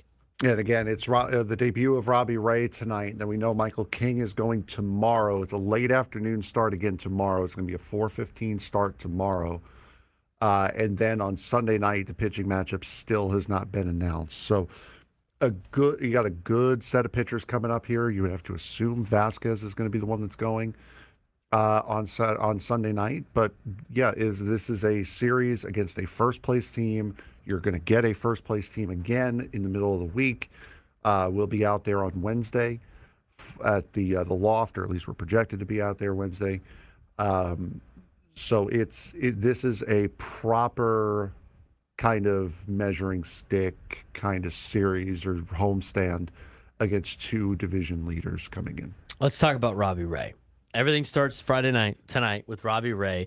Padres didn't acquire Robbie Ray to stabilize the rotation. I mean, he's supposed to pitch games like this. Pretty important game on a Friday night here at Petco Park. And it matters because it's the first time he's wearing a Padres uniform. He faces one of baseball's hottest offenses right now. And it gives the fans the first look at arguably the best trade pickup for the Padres this deadline. And there are some good signs. He's 10-6 with a 3.08 ERA. He's got a 1.09 ERA over his last 8 starts, which I think a lot of Padres fans saw just a week ago when he did it to the Padres and shoved against the Padres as he beat him at Petco Park in his final Giants start. But historically, Houston has done very well against Robbie Ray. Robbie Ray's got a 6.86 ERA and 9 career starts against Houston. He was hit hard in his last meetings back in 2022. The big difference, though, Frank, is this Astros team is not the 2022 Astros. This Astros team is not anything like the Astros teams that Robbie Ray has had to face in the past. So this is a good measuring stick, I think, for the Padres. I'm excited to see Robbie Ray pitch tonight at Petco Park because he goes out there and shoves. That would be great for the Padres. I still think you have to have a little bit of that rust factor built in, just like you had with Casey Mize. Hopefully he has a lot better of an outing than Casey Mize, but the Padres could really use him to set the tone for this weekend. I would assume he's going to have a little bit less of the rust because he hasn't been on a layoff for as long as Casey Mize was. Mize was about a week and a half. You're looking about the same, maybe a little bit less for Robbie Ray, but he has also had more time to talk with Freddie Fermin and Luis Camposano than Casey Mize has. He's gotten a lot more. He's had a lot more time to be able to set up and get ready for his opponent than Casey Mize did. So I would be more comfortable with Robbie Ray pitching tonight than I was with Casey Mize pitching on Thursday. What was it? Wednesday night. But still, I trust Casey Mize in his next outing against Milwaukee. Can the Padres offense stay hot this weekend? I mean, quietly, the Padres have become one of the baseball's best offenses since the All-Star break. Since the break, they're 4th in OPS with an 800 OPS. They're first in on-base percentage with a 358, and they're tied for first in batting average with a 284 team average. And they're consistently putting runners on base, but the problem is the power hasn't necessarily followed. They only have Jackson Merrill, Fernando, and Freddie Fermin that have homered in the month of August. Your hottest hitters right now, Xander Bogaerts and Jackson Merrill, which is funny because I saw everybody last night wanted Xander Bogaerts cut again, so that's funny. Bogaerts has a 1074 OPS so far in August. Jackson Merrill's got a 965 OPS. We're only in the 7th day of August, if you will, so obviously a small sample size, but they are the hottest hitters as of late. Cold hitters in terms of OPS, Manny has cooled back off. 422 OPS, Fernando 627. The offense is producing, but they still need their stars to carry them at this point. I think they could do that against the Astros pitching that's kind of been a circus for most of the year. Yeah, and you're going to be facing Ronel Blanco and Peter Lambert here in this series. Ronel Blanco, I believe he's had injuries this season, hasn't pitched all that much. Yeah, he is. He has only had 3 starts. He's only 3 starts removed from Tommy John. Yeah, so coming back from Tommy John. So this is a guy you should be able to jump on, and a good matchup against Robbie Ray in his debut against the Padres this season. But Peter Lambert's not going to be that. 8-5 with a 3.08 ERA, and then you don't know what they're going to be throwing at you on Sunday night just yet. So this is you have a real good chance here to get out ahead of the curve here with the Houston Astros. Well, Houston is kind of like the Padres right now. They've been on a little bit of a resurgence. Their stars are carrying the team. And the Astros took a lot more, they're a lot more dangerous than their overall record suggests. Their 3 hitters are absolutely locked in. Since August began, Yordan Alvarez, 421 average and 1192 OPS. Jose Altuve, 450, 1100 OPS. Cam Smith, 438, 971 OPS. Very scary trio for the Astros as of late. The one exception, though, is Isaac Paredes.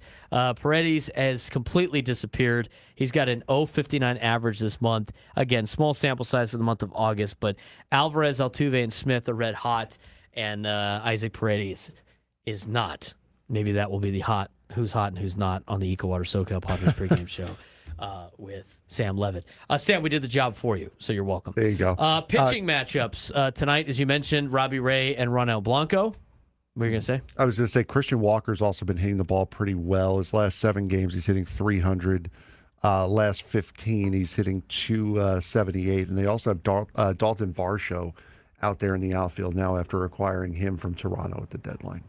So you got Robbie Ray tonight. We talked about Ronel Blanco, and he's only made 3 starts since returning from Tommy John surgery. He has a 7.36 ERA, 5 home runs allowed, 8 walks in under 15 innings.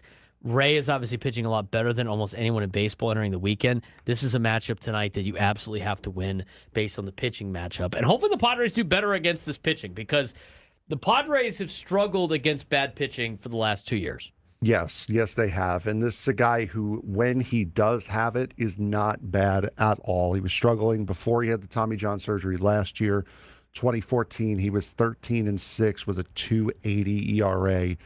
In 29 starts. So he is a solid top flight pitcher. Opponents were only hitting 190 against him in 2014. So before he had Tommy John surgery, he was a very, very high quality starting pitcher for the Houston Astros.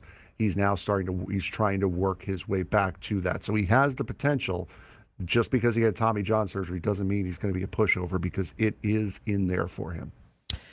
Michael King, Peter Lambert on Saturday. We briefly talked about Peter Lambert. Frank mentioned it. I mean, Lambert's way better than Blanco is. I mean, he's got a 3.06 ERA since he left Colorado, 2.10 ERA over his last 6 starts. King has also been excellent this year. He's run into some issues. We saw that earlier this week, but, he's got a 3.18 ERA over his last 6 starts.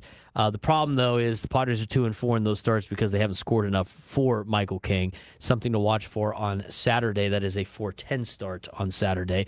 And then you get to Sunday, and we talked about it before, still to be determined in terms of who pitches.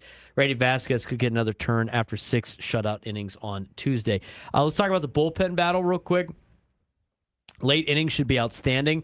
Astros got Josh Hader, former Padres closer. Padres have Mason Miller, who will be on with Gwen and Chris at 2:20 today. See how I did that? That was nice. Yeah. Josh Hader is perfect 15 for 15 in saves this year, 1.13 ERA. Mason Miller's 28 for 29. He's got a 0.74 ERA. If these games are close after 7 innings, expect some elite relief pitching by the Astros and by the Padres. Something to pay attention to. In terms of the injuries, Nick Pivetta's rehab has been paused after elbow tightness. We talked about that earlier in the show today. Obviously, it's a significant concern considering the Padres need every starter possible down the stretch. Good news is, though, Joe Musgrove continues progressing, and he's expected to make another rehab start on Sunday. That could make him available later this month, potentially, which would be great news for the Padres. What decides this series? I think Robbie Ray's debut decides this series. He can immediately become the stopper that San Diego acquired if he comes out there and shoves tonight. Padres stars, Kim Machado and Tatis, wake up after a slow start to August. Can Xander Bogaerts and Jackson Merrill continue to swing a hot bat? Can the catchers, Frank, continue the surge that they've been on offensively for the Padres? That's something to watch for. You got to be able to limit the big 3 for Houston in Alvarez, Altuve, and Cam Smith. And the Padres are getting on base, but we haven't seen them really cash in on either home runs or extra base hits with guys on base. We saw them strand a lot of runners this week in Arizona. They got to be able to get that big hit. And as Chris Ello mentioned, I mean, nobody has been worse than the Padres, it seems like, when you get runners on first and second and no outs at trying to drive in the runs. For me, it's going to be who gets the starting pitching. Because we know the Padre bullpen. I don't have to go through the names. But if you look at the Astros bullpen, Josh Hader, Brian Abreu, Brian King, Steven Okert, those are 4 very, very good. And in Brian Abreu's case, and Brian King's case for that matter, young pitchers out of the back end of that bullpen. You also have Tatsuya Imai, who was the big international pickup for the Houston Astros as a starting pitcher. He's been relegated to the bullpen this year. So it's been interesting to see how Imai's season has completely turned around from a decent start to now as a long reliever out of the bullpen for Houston. So if you can figure out a way to get to the starting pitchers to have to avoid the high leverage arms of the back end of both bullpens, whoever does that the best is going to come out on top of this series. And then it goes into another big series against Milwaukee next week that we'll talk about probably on Monday, and hopefully the Padres can take 2 out of 3 here. The series against the American League teams are not as important, but it's still important in the sense that you can lose ground in the standings if you don't take this seriously. Not that they're not going to take it seriously. It just seems like the Padres have already gotten into playoff mode. And that's just kind of what it seems like, which is not a bad thing. I think that's good. But as long as they don't burn their pitching out, I think you're in a pretty good spot. But just looking at the upcoming schedule here for the Padres, they got Houston and Milwaukee at home. They go to Cleveland, which you would think would be tough, but I mean the Mets went into Cleveland and beat their ass for 3 straight days. Mm-hmm. And I know you watched Cleveland a little bit more this week than anybody else did because you watched the Mets. They just seem like they're hanging around because the American League sucks. Maybe that's my observation. Maybe it's too generic than that, but I don't find Cleveland being too much of a threat. Neither do I see Minnesota when you return. Their starting pitching has been a little iffy. At least it was this weekend. Their bullpen got tagged late, especially in the game yesterday. The Mets won like 13-6 yesterday with a lot of those runs coming late in innings. They also gave up a lot of long balls, too, against the Mets over the course of the week. And then Minnesota, they're really the big fear I have of Minnesota is Joe Ryan. That's about it. And if the Padres do catch Joe Ryan, that might be a loss. But again, we talked about it yesterday, how they've been against good pitching. So maybe you want to catch Joe Ryan when you play Minnesota. I mean, that's still 2 weeks away. It's August 21st. You got the Pirates. I mean, you could theoretically bury the Pirates too. You could put the final nail in their coffin, the week after that. So a lot of opportunities on the horizon for the San Diego Padres. When we come back, a new opportunity now for somebody at San Diego FC. Roster move today that became official that opens up a designated player spot. We'll talk about that when we come back. We're going to give you a reason why San Diego FC and their fans should actually feel good about the 1-1 draw with Minnesota. Yeah, they did fall behind early and just 3 minutes into the match. And yes, they struggled in the first half, but the championship caliber teams that we've seen in soccer find ways to earn points even when they're not playing at their best. That's exactly what San Diego FC did. Mikey Voris made 3 substitutions in the second half. Alex Mighton immediately won a penalty. Anders Dreyer buried it, and CJ Dos Santos came up with a huge saves to preserve the draw. This wasn't about flashy soccer. It was about resilience. Earlier this season, San Diego won by overwhelming teams offensively. Now they're proving they can grind out difficult road results. That's a huge sign of growth. If San Diego can start games with the same intensity they finished them, this team has every reason to believe it can make a serious playoff run.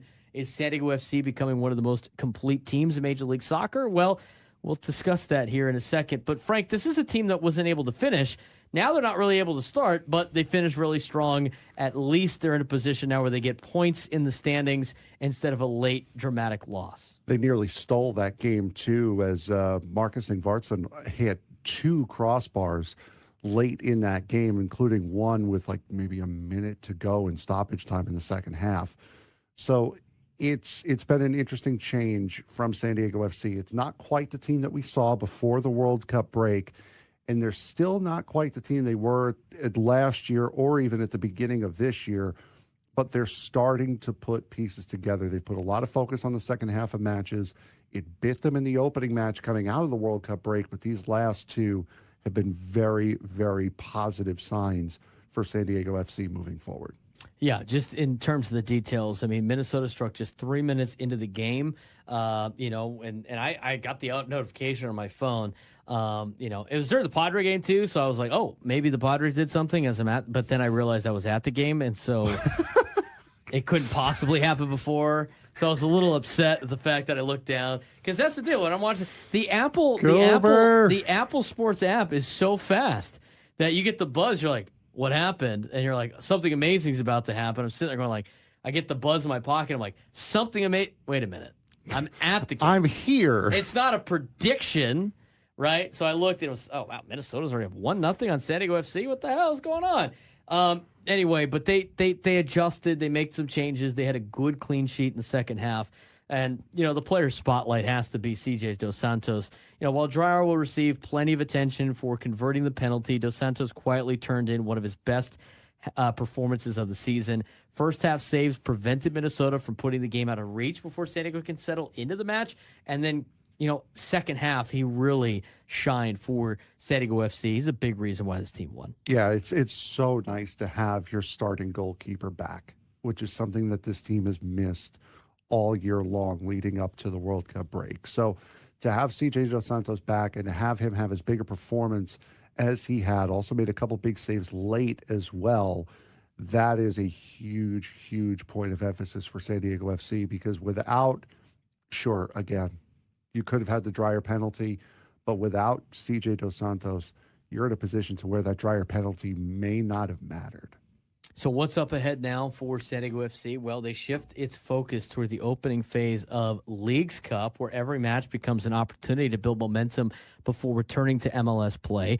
The club has shown all season it can control possession and create scoring chances, but the next step is finishing those opportunities earlier in matches instead of relying on second-half rallies. And this is a team, by the way, that hasn't had too many second-half rallies. They've had more second-half failures than anything else. So they're still putting together a good 80 minutes, Frank.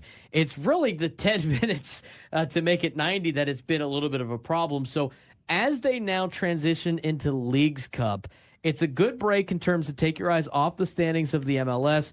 This is a kind of, I view as a good opportunity to get back on track in games that aren't going to affect how you are in the table for the MLS. Yeah, you're not going to be playing another MLS match until you see LAFC on September 15th. However, there are 3 matches in between that. Coming up on Thursday, you're going to have Club America in the Leagues Cup. Then after that, it's Tijuana on Sunday, August 9th. And then it's Puebla on Wednesday the 12th. So you're going to be seeing San Diego FC playing here. All of those games are going to be on Apple TV, except for the Puebla game. That will be on Apple TV, but it will also be on FS1. That'll be next Wednesday. So Club America this Thursday, and then Tijuana on Sunday for this week coming.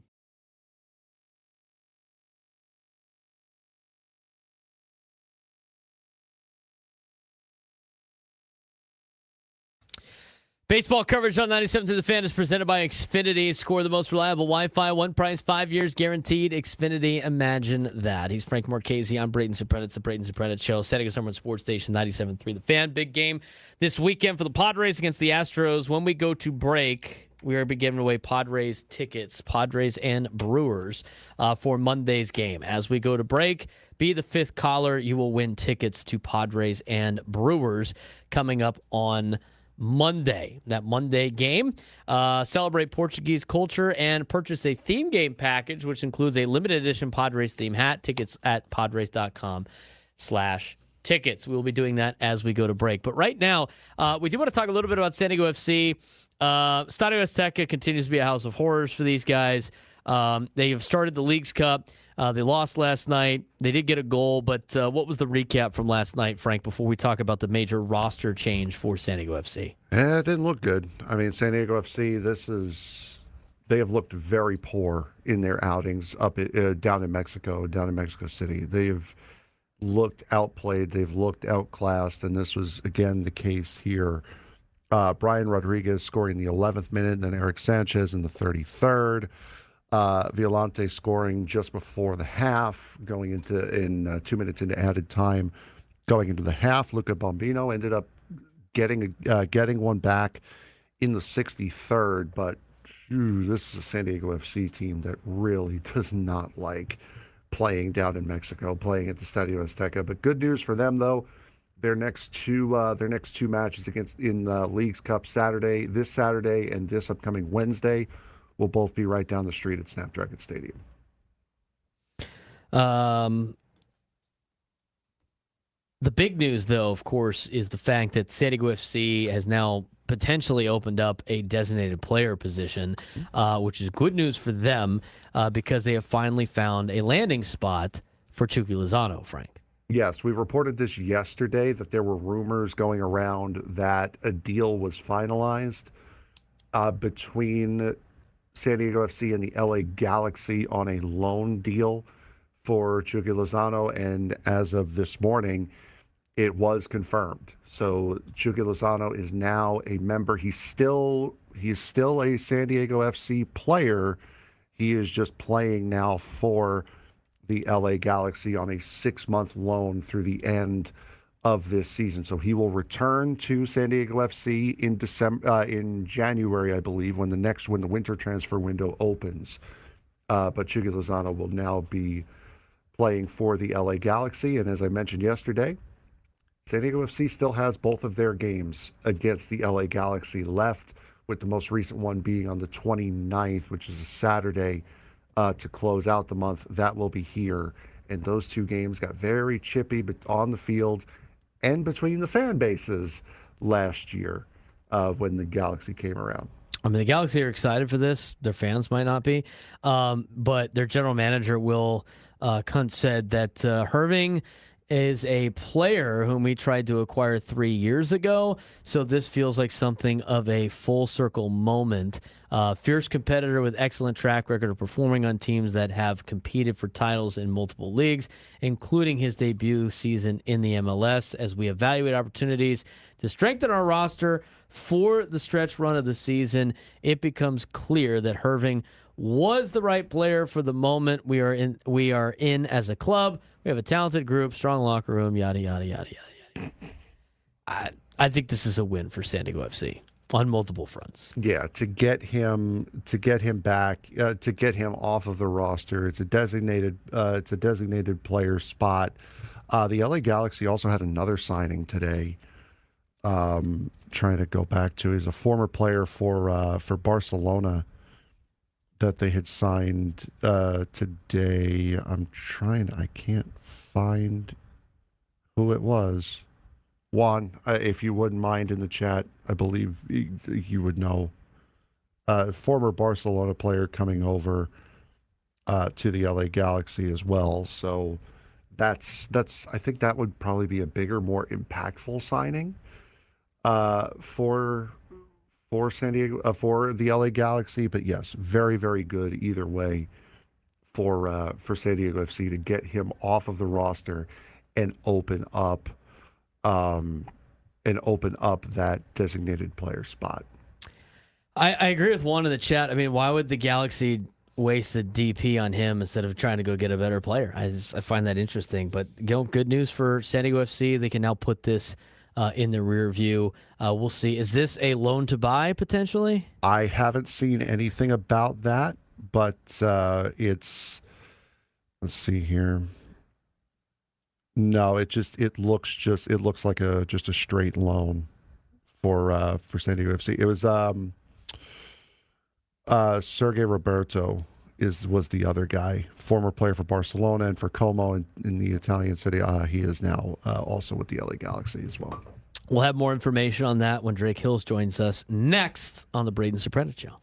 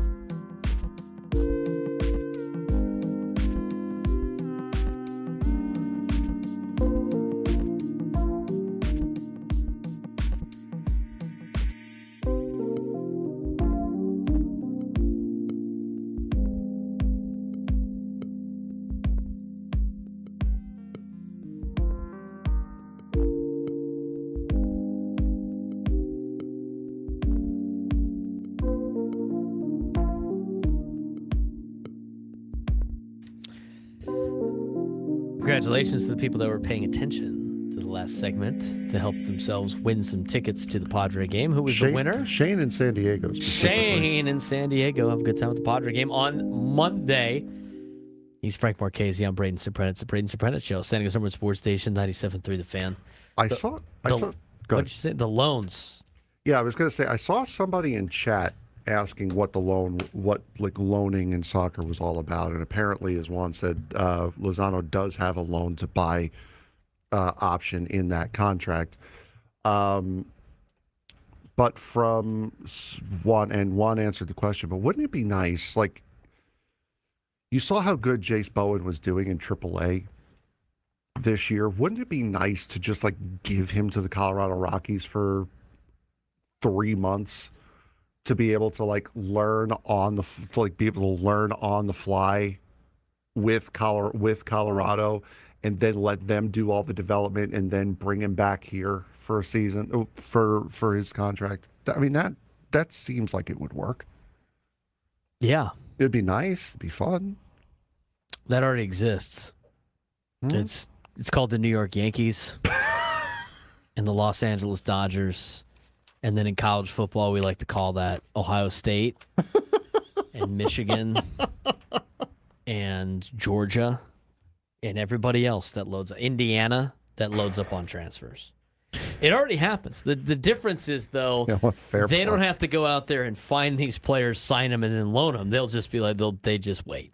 They don't have to go find them. They may make it easier. Fair play. They let the other teams find them for them. Well, that guy's pretty good. I'm going to take that guy. Yeah. There's not an official loan system. They just, I'll say this. Some teams, Frank, in professional sports in America do have the loan system.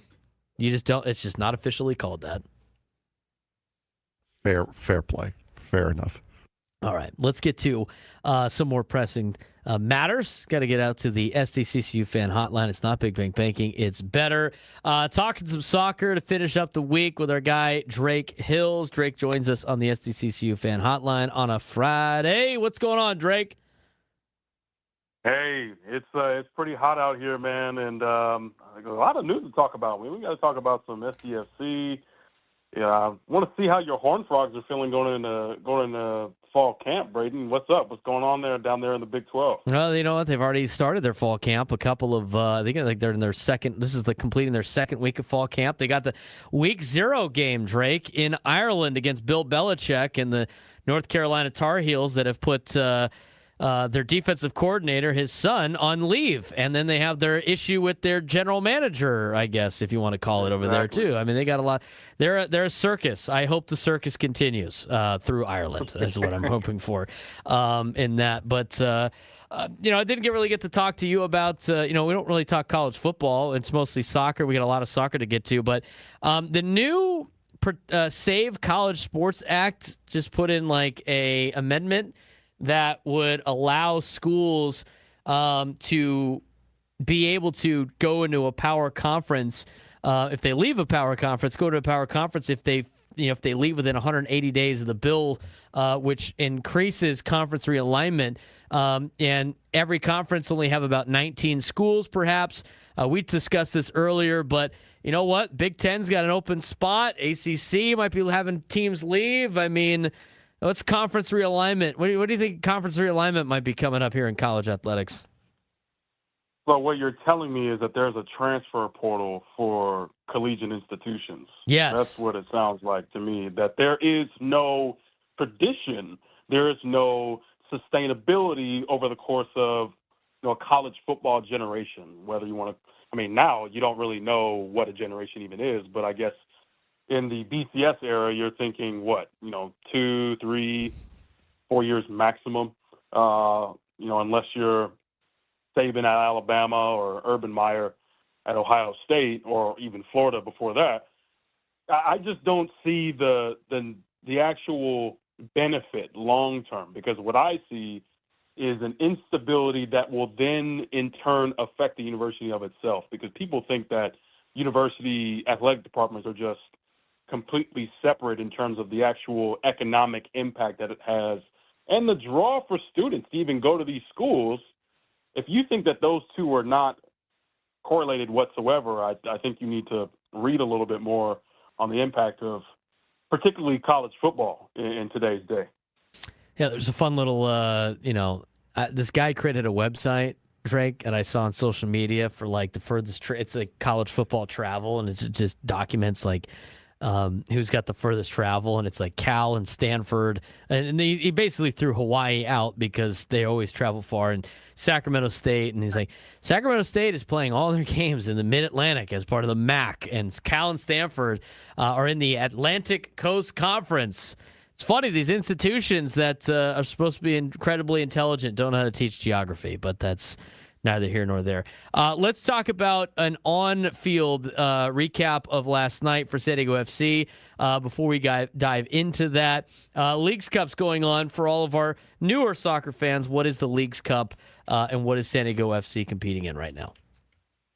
Yeah, so the Leagues Cup is in its second rendition is all three domestic leagues, or I guess two domestic leagues across three nations, the U.S. and Canada, which comprise Major League Soccer, as well as Liga MX of Mexico.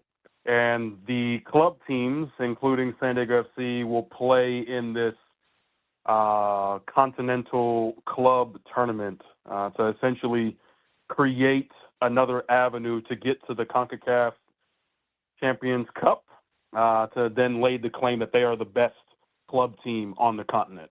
And so it's previously they've done well with kind of a league stop where the Liga MX schedule, the MLS schedule halt for the Leagues Cup. And historically it's just been in the U.S., but as we will be talking about in the next couple of minutes, this is the first year that they're having it in both U.S., Canada, and Mexico. So which I personally think increases the level of competition and the investment that the Liga MX teams have in Liga MX. Because I remember, Braden, the last thing I'll say, first year that this came back into fruition, which is going into 2023 from 2022, Leagues Cup, I mean, you had some Liga MX teams. I remember Club America bringing out guys who were wearing number 163, 102, 99, 94. They treated it as almost like a mid-season, preseason camp. And so now you're having the investment of Liga MX teams in addition to the investment of MLS clubs. It's a beautiful sight, just not as beautiful of a spectacle that we saw at the Azteca last night. Yeah, that wasn't very great for San Diego FC, and it hasn't been a great place for them to play. They've played there a handful of times now in their short existence, but what did you see out of San Diego FC last night on the pitch? Well, yeah, the numbers were quite deceiving because if you take a look at them, they actually were able to play, quote-unquote, their version of soccer. They want high-pressure, possession-based soccer. That's how Mike Uvaris has installed this team since the end of 2024, going into their inaugural season in 2025. And so you win the possession battle. You had a lot of guys who were able to get on the ball, but Club America in their own stadium hits you on the counter, which is actually quite unique. And that's one of the biggest issues that San Diego has had in this particular season. We didn't see it as much as them getting beat on the counter, whether it's, obviously gone are the days of the partnership of Patty McNair with Chris McVeigh at the back, and you have Franco Negri on one side. So a couple of these guys have moved on, right? And so we're getting a younger, different set of defenders at the back, and I think that getting caught on the counter in a pretty rough 3-1 loss. I mean, I think that's evident of the style of soccer. I wouldn't necessarily go as far to say that America just has out and out much more quality, but I think it's they tactically and surgically dispossessed San Diego FC for 90 minutes. We're talking about, and we're talking with Drake Hills on the SCCCU fan hotline. It's not Big Bang Banking, it's better. Obviously, the Leagues Cup is not at the forefront, I think, for a lot of teams. In the MLS, I mean, you're going to get a lot more teams being competitive in this, but for like San Diego FC, the Leagues Cup is kind of a bonus, but they got to get back on track in the MLS, and they have a little bit of a break now for the Leagues Cup. Do you think they took a step back last night? I mean, because the fact that they lost, I mean, they made some progress against Minnesota. You started to see them kind of get back into, kind of the style of play that we're used to them seeing them play. But the biggest problem for them all year was they've played a solid 80 minutes and then 10 minutes have not been very great. This obviously last night didn't seem like they had too much of a shot, but how do you evaluate San Diego FC during these League Cup matches in terms of like getting ready for the second portion or the continuation portion of the MLS? Yeah, I wouldn't go far at all in discussing San Diego FC in a regression at all. I think that let's just take a look at coming back from the World Cup. You go to Colorado, and just like you mentioned, Braden, you kind of have a typical 2026 result. You play a pretty stalemate-like game against Colorado, and they end up getting a goal in the last 10 minutes or so, and then you kind of have a pretty dominant return home back on the 25th of July against FC Dallas. They couldn't really do anything offensively. You talked about the Minnesota game. So you have like a brief return to MLS before the Leagues Cup began, and so I think with Xolos and Puebla coming to San Diego over the next week or so, I mean, I think that this is more so an opportunity to get guys back in form. But if just looking at the rest of August, I mean, you're to LAFC, at home to Portland, you've got Colorado coming, and then of course, as Frank mentioned before the break, you got LA Galaxy and Chucky Lozano in a non-San Diego FC jersey for the first time. So I think that's the true test. It's like, how is San Diego FC going to handle the rest of August? Let's talk about the Chucky Lozano situation. So it sounds like it is basically official that he will now be a member of the LA Galaxy. He is put on loan, but it's loan to buy potentially for Chucky Lozano. This opens up a DP spot for San Diego FC, which I think is good news. The Galaxy themselves are excited to have Chucky Lozano, even though they're burning a DP spot for him. Fans of the Galaxy do not seem as pleased. How did you see this play out for San Diego FC? And it's got to be a great feeling knowing that this is behind San Diego FC at this point. Yeah, I definitely think it's a psychological thing because, if we look at the fiscal financial side, these loan deals are never 50-50, not even close in terms of sharing the compensation. You guys talked about it a little bit earlier, but, Chucky Lozano is the fourth highest paid player in MLS if you consider guaranteed compensation. And it's in the uniqueness of MLS. You can go to MLSplayers.org and see what's the base salary and the guaranteed compensation of every player on an MLS roster. And so, apart from Lionel Messi, Heung-min Son, and Rodrigo De Paul, at the two highest spending clubs in the league, in Inter Miami and LAFC, Chucky Lozano was fourth in terms of guaranteed compensation. So a little over $9 million in guaranteed compensation. That's still a lot for San Diego FC, even if it's 2/3 or 55%. So you get rid of the DP spot, but you're still spending a decent amount.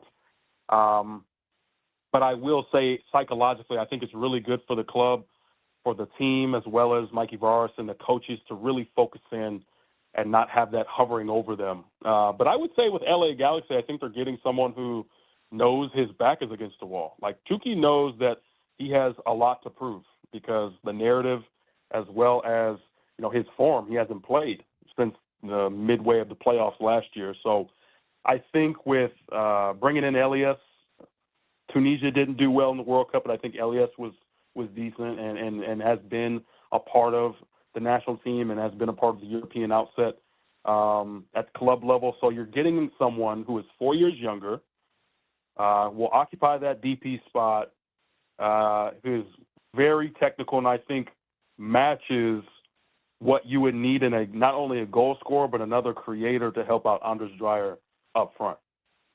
Where did San Diego FC go from here now in trying to fill that designated player spot? Yeah, I mean, I would love to see what Elias can do. 12 goals, 26 assists when he was in Denmark. Like I said, the team didn't do well at the World Cup, but I think he helped Tunisia in any positive ways that they did have against some pretty strong teams. Sweden was no slouch, Japan, Netherlands. I would just wait to see, what Elias can do before we start talking about bringing someone else in. from overseas.